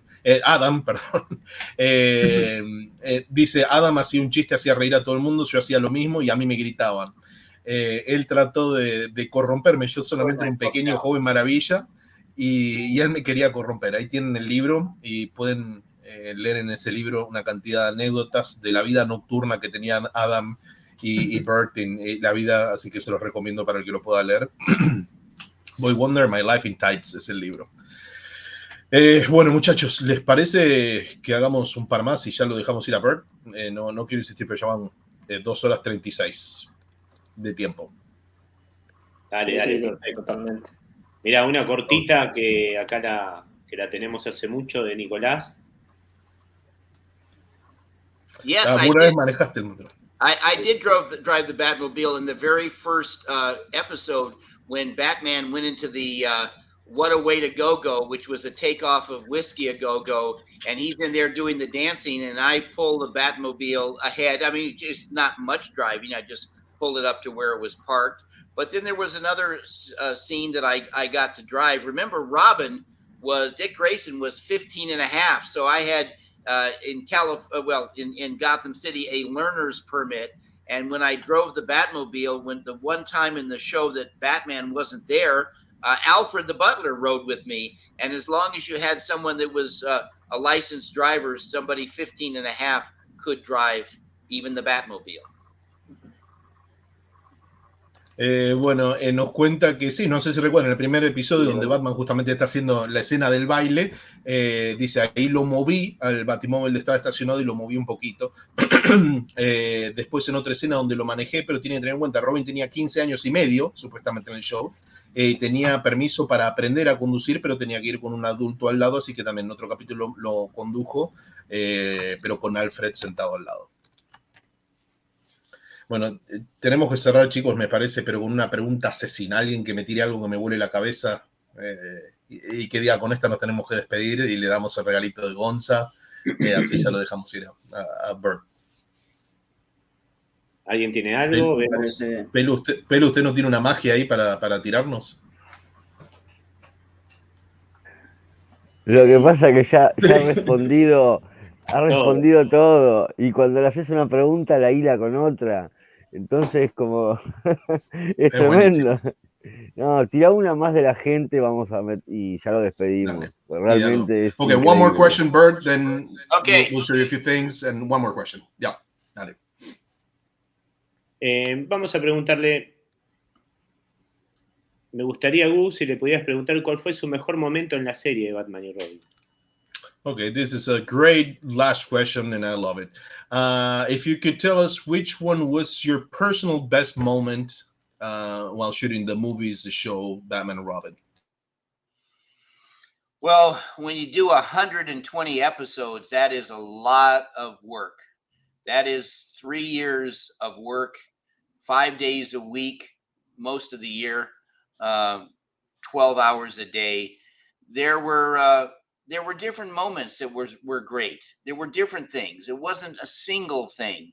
You know, I must tell you, because of the danger, you know, a lot of people say to me, well, in one word, can you, what does the playing of the role Robin bring to your mind if you could say it in one word? And my answer would be survival. It was a very dangerous show. Lots of explosions. I could have lost my eyesight many times from explosions. I was, pretty hurt in some of the stuff. They didn't have the safety features that they have now. I mean, there were supposedly safety features, but these shows were dangerous to make. I mean, let me give you a quick example. In our show, okay, opening day, the first time I am filming Batman, day one, we're outside of Bronson Canyon in the Hollywood Hills, and we're going to shoot the famous Batmobile coming out of the cave, right? You know how it comes out very fast, makes a sharp left turn, you know, and the sign goes down and comes back up, Gotham City, 14 miles. Well, I was there at 6 a.m., makeup, wardrobe, and they said, okay, Burt, now you need to go in the cave, and in the cave is the Batmobile. We want you to get in, and you're going to drive out. Batman and Robin are going to drive out. They're going to come out right towards the camera, and they're going to make a sharp turn and go towards Gotham City. I said, okay. So I go there and I get inside the cave, and it's dark. You know, when something is really dark and you've been outside in the bright light, it's hard for your eyes to adjust. But I kind of found my way. I got in the Batmobile, and I'm sitting there, and I look over and I see what I think is Adam dressed as Batman, but something is different. You know, I couldn't put my finger on it, but something was different. I said, Adam? He said, no, this is Hubie. I said, oh, well, who are you? He said, I'm a stuntman for Adam West. I said, oh, okay. Well, why are you here? They said, well, because the studio says this is a very dangerous shot and they don't want to take a chance of Adam West getting hurt. So they hire me to drive the Batmobile. I said, oh, well, how dangerous is it? Well, we got to come out at 55 miles an hour. We got to go straight at the camera. Got to make a sharp left turn. I got to skid the wheels around and I got to take off, down towards Gotham City. And everything has got to be in exactly the right spot for the camera. It's got to be very precise. And, anytime you do these things, there's always the possibility, when you're a stuntman, of getting hurt. I said, oh, really? He says, yeah. He says, in fact, the more broken bones I get, the more money I get.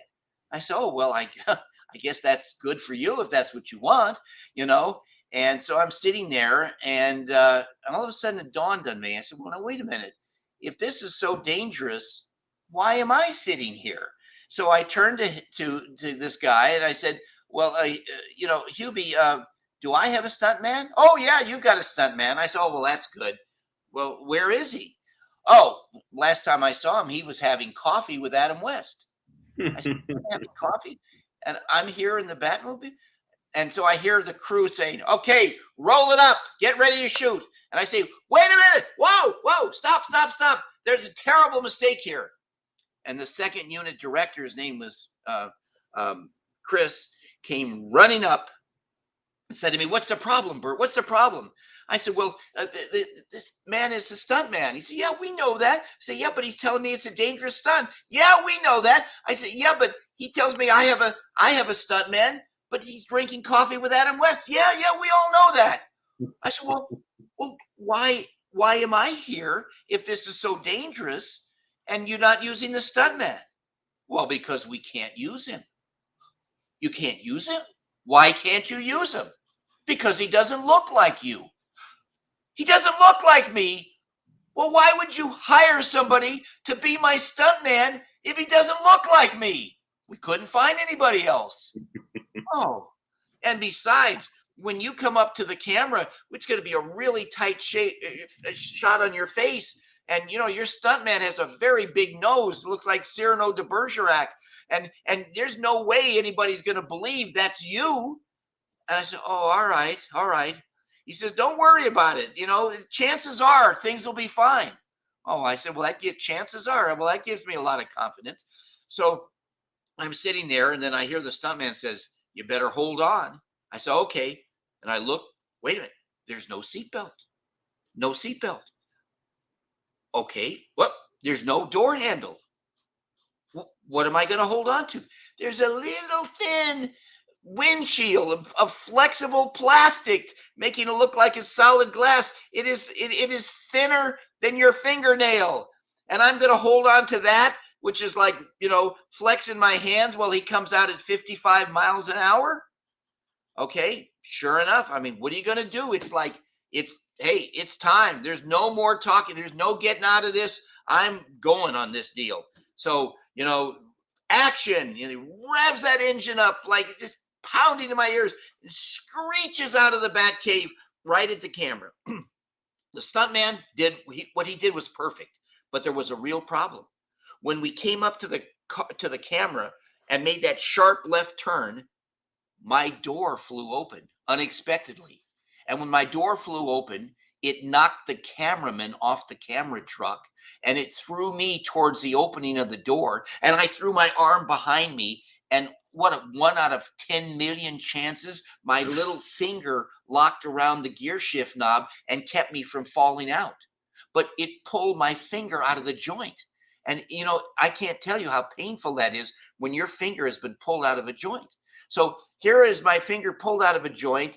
It knocked an arc lamp over. If that had hit somebody, it would have killed them. There's dust everywhere. The cameraman was knocked over. The camera truck was knocked over. It's a little push truck, okay, they use. And everybody's running and they say, Burt, are you okay? And I said, well, I think I'm okay, but my hand is killing me. And even with my glove on, my little finger had swollen up twice its normal size, just in that instant from being pulled out of the socket. They said, oh my God, your finger's out of it. We got to get you to a doctor. And I said, okay. And I'm holding my hand like that. I say, well, show me, where do I go? Where's the car? "Oh, we can't take you now." "What do you mean?" "We didn't get the shot." "Well, but my finger's out of the joint." "We can't. He's got 80 guys on this crew. It's costing us $100,000 an hour. We can't leave to take you. You're in the shot. You got to be here." That was at 7:30 in the morning. I left for the hospital at noon. I had to do that shot 3 times before they got it right with the finger like this. That was day 1. And then 3 more days, I was in the emergency hospital, 2nd-degree burns. I'm in a burning car, it was designed to be a burning car, underneath the Riddler climbing up ahead of me, and I'm climbing up. And when I climbed up unexpectedly, the car blew up. And all I remember was the ground in front of me coming at my face because it threw me to the ground. 2nd-degree burns in the back of my neck. Off to the hospital. By the way, the same doctor, he said, "That's 2 days in a row you've been here." And I said, "Well, look, it's just a freak accident. I don't know." Next day, I'm tied down on a table. If you remember the first episode, Frank Gorshin is over me and looks like he's going to operate on my face. He's making a death mask to put on Jill St. John so she can pretend she's Robin. All right. And I'm tied down on this table. I can't move. And Batman is supposed to blow a hole through the subway wall. It's supposed to be a breakaway wall. They use what's called balsa wood, a very flimsy thing that, breaks apart easy. They put a magnesium charge. It makes a tremendously loud sound. You know what I mean? A big flash. It's like a flash bomb. Okay. But what happened is the studio carpenters forgot to build a breakaway wall. So now when the explosion went off, nothing happened. The wall didn't come out. Batman couldn't come through to rescue me. Now there's no time, another 2 weeks, to have a crew come in and rebuild it from scratch. So what did the special effects guys do? They used 2 half sticks of dynamite and nearly blew the entire soundstage down. I'm tied on a table like this and tied down, my arms at my side, no way to protect myself. And when the explosion went off, it blew a 2x4 up in the air, and I watched it come down and land on the bridge of my nose and break my nose. So there I am, 3rd day in a row, off to the emergency hospital. And now the doctor's saying, "Hey, I see a pattern here. This is a dangerous show for you." And I said, "Yeah, but I want to do this show." He said, "I don't know. This is a dangerous show." And I said, "Well, let me I'm sure I'll get by this." Now that's day 3. Day 4 in the same show. Batman is in doing the Batusi, and they give him a drink and they drug him, and the Riddler comes out and shoots me with a dart and the arm. So I'm like asleep in the Batmobile. He tries to start up the Batmobile and he hits the starter button. It really is a cover for the fireworks button. So now all these fireworks are shooting out of the 3 tubes behind the Batmobile. I mean, these are real fireworks. They're shooting up hundreds of feet in the air. They told me, "Burt, whatever you do, don't you move. This shot is costing us $250,000 for 1 take. This is a 1-take shot. I don't care if you're dying. Don't you move, no matter what." They had cameras, 20 some odd cameras from down the street, every angle shooting this, because it was with all these fireworks, a big thing. It took them 2 days just to set up the shot. Well, guess what? Everything worked great, except for one thing nobody considered. When you shoot all those fireworks up in the air, they come down. And they came down on my skin, burning through my arm that I didn't move, burning through my shorts into my underwear. Okay, you talk about a pain. Okay, everything in my hair, scalding my scalp, real embers from real fireworks. Okay, I didn't move. I never moved. Off to the doctor now. Now I got burns all over me, right? The doctor's saying, "I really think you better get out of this deal. You may not survive the first week." And I said, "Look, I can't believe it's got to get better." So anyway, long story short, it did get better. I only went to the hospital maybe once a month. But still, who wants to go to the hospital once a month, right? And on top of that, I heard that the studio, being as smart as they were, they took out this big multi-million-dollar life insurance policy on me, right? And I could swear by the end of the third season, they were putting me in situations they were trying to collect on that policy, okay? And I'm telling you, this was dangerous. So when I said survival was an important thing to me, it's true. But the rest of it was fun. The only two things, the dangerous shots and the god-awful costume, that man was not built for tights, Gus. Man was not built for tights. That's all I can tell you. My God, this is the great end of an amazing podcast. This was absolutely beautiful. I'll tell the whole story. Just want to say one thing, that's something that doesn't fit in my mind when you were telling the story about the cave in Bronson Canyon. I've been there. I experienced the same thing, light and going in and you don't see anything. And in my head, I always thought, how the heck did they put the car in here? How does it fit? Because on screen, it looks bigger. But in real life, I actually have a picture of my kid and myself running like Batman and Robin outside of the cave. And it's just too small. But anyway, I'll go ahead and tell this beautiful story you shared here. 120 episodios son muchísimo trabajo. 3 años de trabajo, 5 días a la semana, 12 horas al día. No hubo un momento que yo diga qué buen momento, qué grande que es, qué especial, sino que todos los días había algo grande para hacerlo maravilloso. Y gracias al peligro, que es lo que tenía que traer Robin, el peligro era una palabra, y se relacionó una palabra con Robin, era supervivencia. Muchas explosiones, casi me quedo ciego, me lastimé muchísimas veces, no tenía la seguridad que hay un set ahora, era un set seguro igual, pero no la seguridad que hay ahora. Eran difíciles de hacer en esa época nuestro show. Te digo rápido, primer día de filmación. Vamos al Cañón Bronson, que es donde está la baticueva de la intro del show, que sale el batimóvil andando rápido, que se cae el cartel que dice Ciudad Gótica 14 millas y se levanta y sale el batimóvil hacia la cámara y dobla. Estoy puesto maquillaje, 6 de la mañana, maquillaje con la ropa de Robin. Van al batimóvil, lo meten adentro de la cueva para que haga la salida, le explican, bueno, tiene que salir, tiene que hacer la curva hacia la cámara. Yo entro hacia la cueva de día, imagínate, cuando entras a un lugar totalmente oscuro, no ves bien, me subo al batimóvil, me siento y lo miro a Adam sentado al lado y digo, algo que no está bien, algo está diferente acá en Adam. Y le digo, che, Adam, y dice, no soy Adam, soy Javi. Y le dice, ¿quién sos? Y yo soy el doble de Adam. ¿Y por qué estás acá? Bueno, el estudio dice que esta es una escena muy difícil y Adam podría llegar a lastimarse, así que, bueno, tiene que contratar un doble de riesgo para que haga la escena. No te olvides, tenemos que salir a 55 millas, derecho hacia la cámara, hacer una curva y tiene que ser todo muy preciso y exacto. Siempre hay una posibilidad de que se lastime Adam, por eso me pusieron a mí. Y le dije, mira vos, y dice, sí, y ten en cuenta que cuanto más huesos me rompo, más plata me pagan. Y dice, bueno, eso es genial, si te funciona a vos, le dice a Javi. Pero, si es tan peligroso, ¿por qué estoy yo acá, Javi? Y le dice, yo no tengo un doble. Le dice, sí, tenés un doble. ¿Y dónde está mi doble? Y la última vez que lo vi estaba tomando café con Adam West. Y dice, estaban por largar a filmar la escena. Y dice, no, esperen. El director viene corriendo y dice, ¿qué pasa?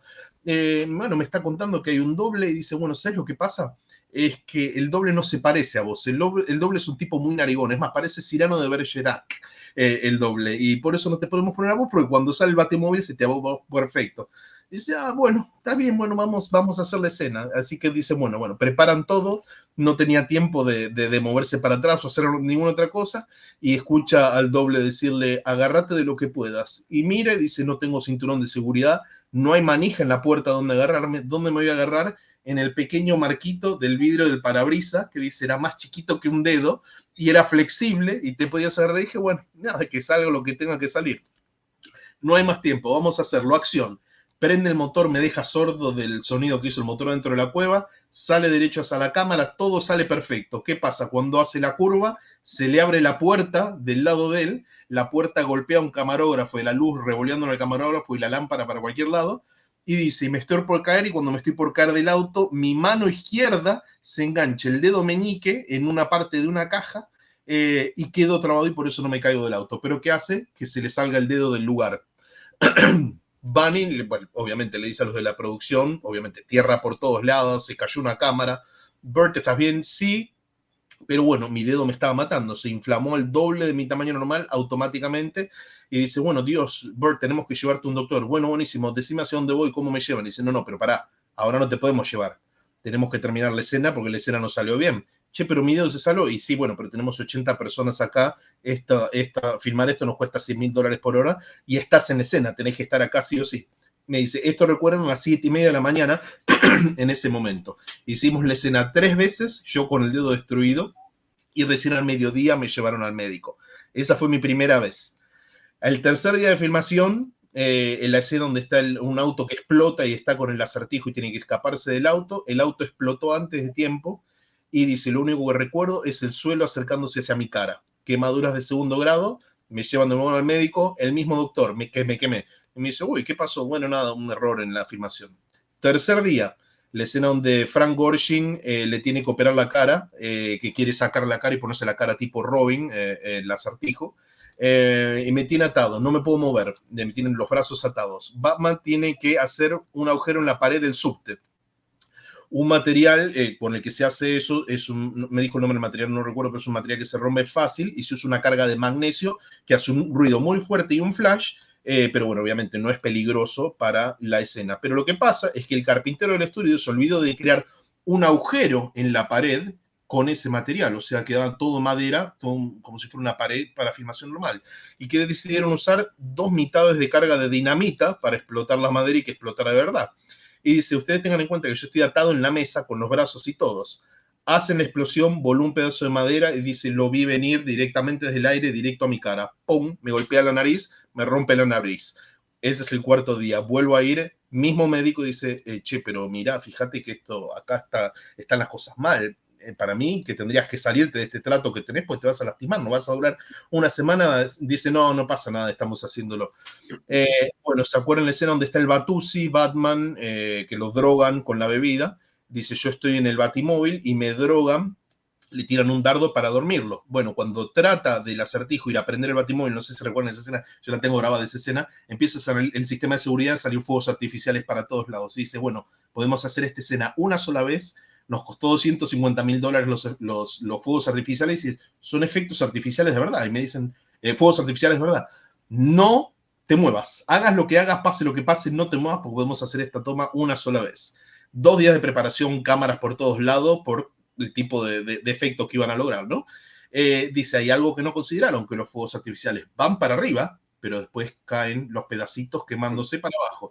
Me cayó en el pelo, me quemó la ropa, me quemó el calzoncillo, me quemó las piernas, todo quemado, me volvieron a llevar otra próxima vez. Pero dice, bueno, esa fue la última vez seguido. A partir de ese momento, fue una vez por mes nomás que iba al hospital.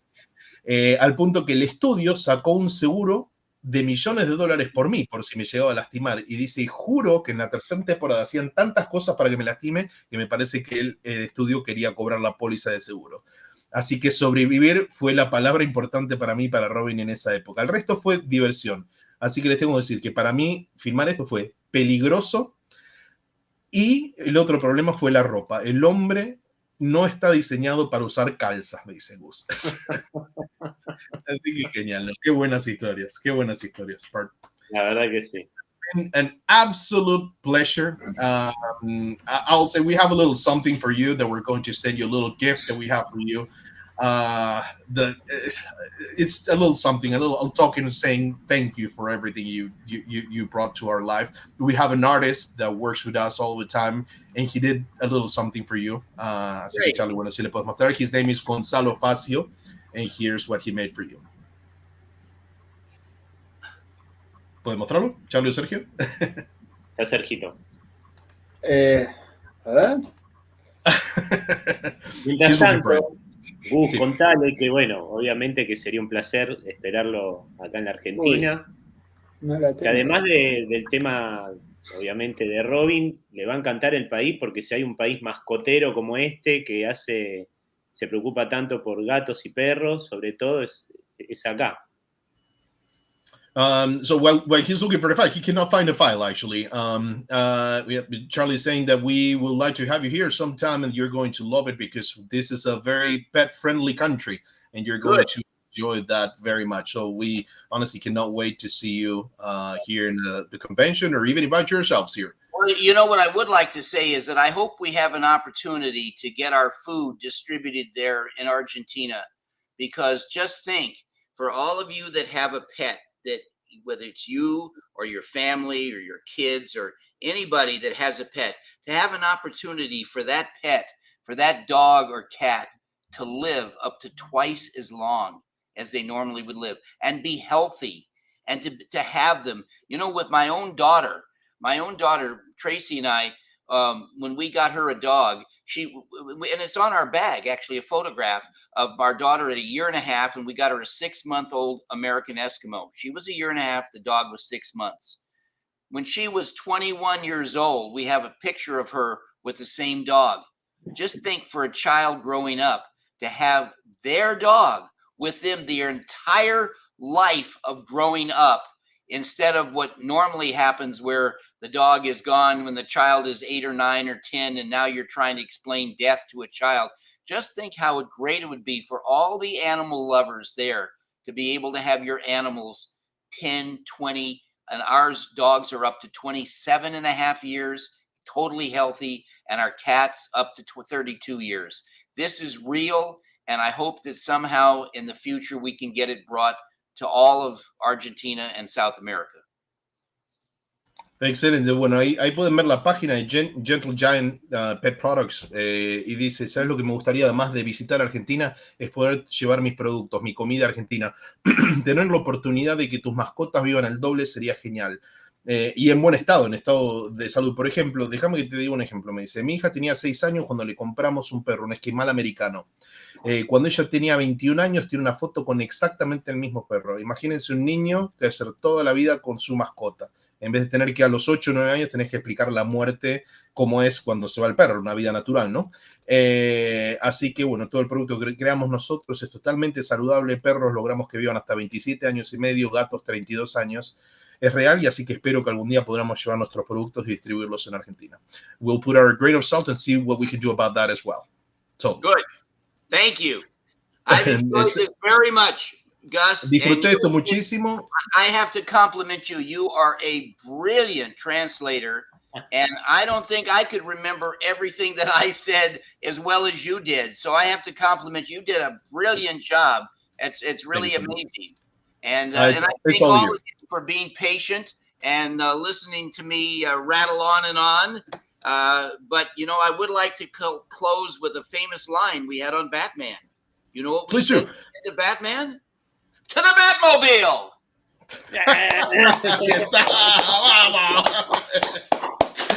Bravo, Burt. Bravo. Thank you very much. And, well, again, we cannot find the file. I'll send it over later, but he made an amazing and beautiful painting. Right. Oh, ¿lo encontraste, Sergio? Oh, he found it. There you go. Oh, there it is. Oh, there very good. Excellent. I'll put that on our website. Tracy, voy a ponerlo en mi página. Come on, Tracy. My wife is very shy. Come over here. Mi esposa es muy tímida. Vení, mi esposa le está llamando. Just say goodbye to them. Come over. Come on. Goodbye to them. No. I'm trying to. She is so shy, my wife. You may not hear me, you may not see me, but I'm always by your side. But I'm not. Okay. Thank you, Gus, and thank you guys, Charlie, Sergio. You know, is it Pilu, and Chilo? Good. Yeah. Thank you. Thank you so much. Thank you. Thank you for doing this. Thank you. Thank you so much.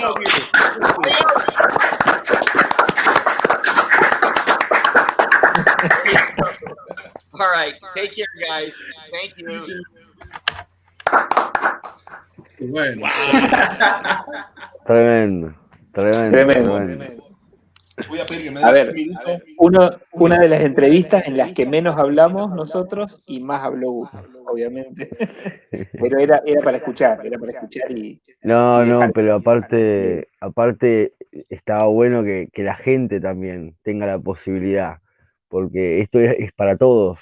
Tenerlo realmente a Robin acá es para todos. O sea, por eso yo quería hacer hincapié en la gente, ¿no? También que puedan tener ahí sus preguntas.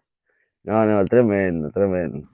Una locura, no, estar ahí al lado, ahí, compartir pantalla, escucharlo, muy buena onda, digamos. Como dijo ahí Ignacio, podés pasar toda la noche charlando, te cuenta anécdotas y el flaco se prende, re bien. No, un placer. La verdad que sí. Gus creo que se desmayó. Sí, no sé qué le pasa. Debe estar llorando, estoy emocionado. No, es increíble, loco. La verdad que es increíble, es increíble. Quedaron varias preguntas afuera, pero bueno, tratamos de mechar y como muchas estaban relacionadas y muchas también Bert habló, fuimos eligiendo. Les agradecemos a todos por las preguntas. La verdad que contribuyeron muchísimo al programa. Espero que hayan quedado todos tan contentos como nosotros. Totalmente. Sin desperdicio, realmente. Fue increíble. La verdad que sí. Tan tranquilo, ¿no? Simple, humano. Sí, no. Es increíble, realmente no. ¿Viste cuando ya no hay palabras realmente para describir estos momentos? Son cosas que nos va regalando la vida y no se puede creer, boludo. Es como que vamos cerrando etapas, capítulos. Pensá que éramos chiquitos y lo veíamos en la tele, el loco este, ¿entendés? Y ahora lo tenemos acá y hablándole, haciéndole preguntas. Claro. Es increíble. No, como que no caemos. Yo creo que no llegamos a caer lo que significa, ¿no? Esto. Y ojalá que toda la gente que nos acompaña siempre lo viva de la misma manera, ¿no? Porque es increíble, boludo, es increíble. No lo podemos creer. Totalmente. ¿Estás bien? Sí. No, me tengo que tomar un segundito nomás. Qué momento, la verdad, no, sin palabras. Tal cual, sin palabras. No sé cómo, bueno, hubo un momento, boludo, que cuando la primera vez que dijo la frase Atomic Batteries Deployed, una cosa así, no, me volví loco, boludo, me emocioné, me cayeron las lágrimas, boludo. Fue automático, de alegría, ¿no? De estar escuchando esto, porque bueno, obviamente, yo lo miramos en castellano, nosotros éramos pibes, las voces de ellos las tenemos en castellano, pero de grandulón compramos los Blu-ray, la miramos en alta definición, con el idioma original como tiene que ser, ¿no? Y escucharlo, eso es tremendo, boludo. Es Aníbal Smith diciendo, me encanta cuando un plan se concreta. Y que nos dijera, hola ciudadanos, también. Sí, hermoso. Y bueno, vamos a hacer. Let's go. Qué bueno. La verdad, una fiesta, otra fiesta más de Ultimate. Ahora la pregunta es, esto no se puede superar, no se puede superar. Mark Taylor, Robin, o sea, ¿cómo? Nunca diga. Nunca se sabe, claro. Nunca se sabe. Ahora a disfrutar el momento, esto que hay que caer, porque no caemos todavía. Realmente es muy groso, boludo. La verdad es muy groso. Sabemos que hay gente que ha entrado por ahí un poco más tarde, que después lo va a ver completo. Así que bueno, les pedimos también que lo compartan, que se lo envíen amigos para que lo puedan ver también, porque la verdad que no tiene desperdicio. Y somos tan grosos que nos permitimos. ¡Qué cosa maravillosa! No puedo creer. Una teletransportación que hubo acá. Así que bueno, abrimos un portal. Serginho abrió un portal y pasó acá. De Rosario acaba en cuestión de segundos. Rosario no, boludo, Santa Fe. ¿Y ahora qué pasa? A ver.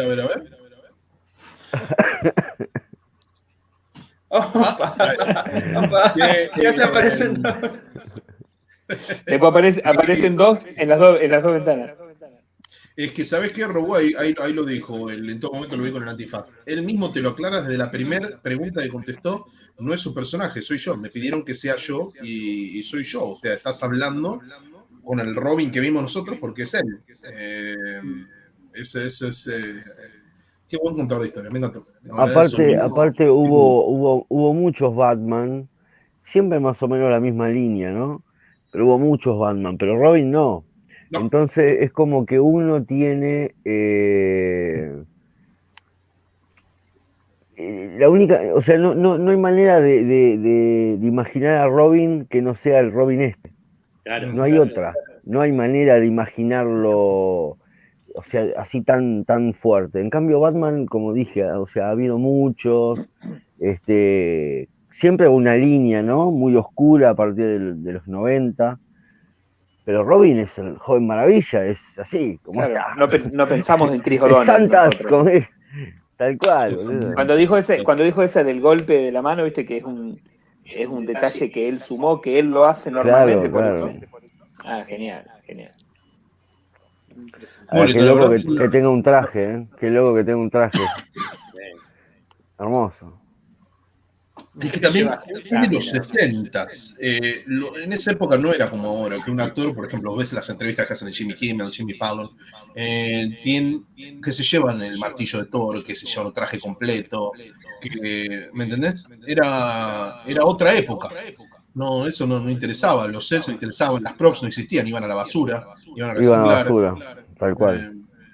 Bueno, vos fijate que la famosa máscara de Batman rosa, la pintaron de rosa y después la volvieron a pintar del color azul, o sea, la reutilizaron y se encontró esa máscara, no sé, como 30 años, no sé, una barbaridad así, que se dieron cuenta que era la máscara rosa porque se empezó a descascarar el azul que tenía arriba y bueno, y abajo era rosa. Repintaban sobre repintado, o sea, y lo que no servía, como decís vos, lo tiraban a la basura. No es tela ya, porque era una capa de pintura y encima otra capa de pintura. La piel no respiraba, que se cague el actor.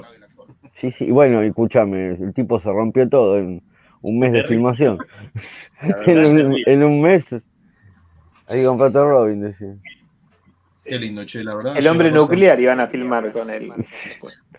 Sí, güey. Bueno, muchachos, nos vamos. La verdad que bueno, nos vamos a llevar este eco. Sí. Eco. Gracias, volvemos a decir siempre lo mismo, gracias a todos los que nos acompañan. Suscríbanse, cópense, hagan que crezca un poco esta comunidad que estamos armando juntos desde hace, no sé, 2 años más o menos, ¿no? Por ahí. Así es. El batibulto. Santas cachuchas, Batman. Ay, qué bueno que estuvo, toda la historia. Y es buenísimo, y me encanta que lo habla libremente. Bueno, el libro, como dije, lo habla, sus aventuras nocturnas con Adam West, las cosas que lo forzó a hacer. Que nada, muy, muy divertido todo. Una fiesta. Terrible deben haber sido. Intentar acostarme y pensar en esto, como no me voy a dormir como hasta las 4 de la mañana pensando en esto. Totalmente. Lo vamos a tener a Gus mandándonos mensajes hasta las 4 de la mañana. Parece que hablas desde el más allá, Sergio. El ultratumba. Sí. Oh. Bueno, y yo ya está, cumplí con este vivo, me vuelvo a Santa Fe. Mañana. Vaya nomás. Muchas gracias. Traer fajores, Chelito, gracias. Por favor. Sí. Y yo me voy a traigo el suero. Bajás la cama ahora. Todo el respirador. Un profesional usted, Charlie. Totalmente. Bueno, nada, gracias a ustedes también. Porque estoy acá gracias a que me invitaron originalmente, así que nada, una fiesta. Y sí, a mí también. JP Kaiser. No saben lo feliz que estoy. Estamos todos igual, pues estamos todos igual. Gracias, Gus. Fuerza, amigo ahí. Lo vio. Chao. Bueno, nos vemos el próximo jueves. Gracias a todos por la compañía. La Prax, el próximo jueves a la misma batidora por el mismo Vaticanal. Así es.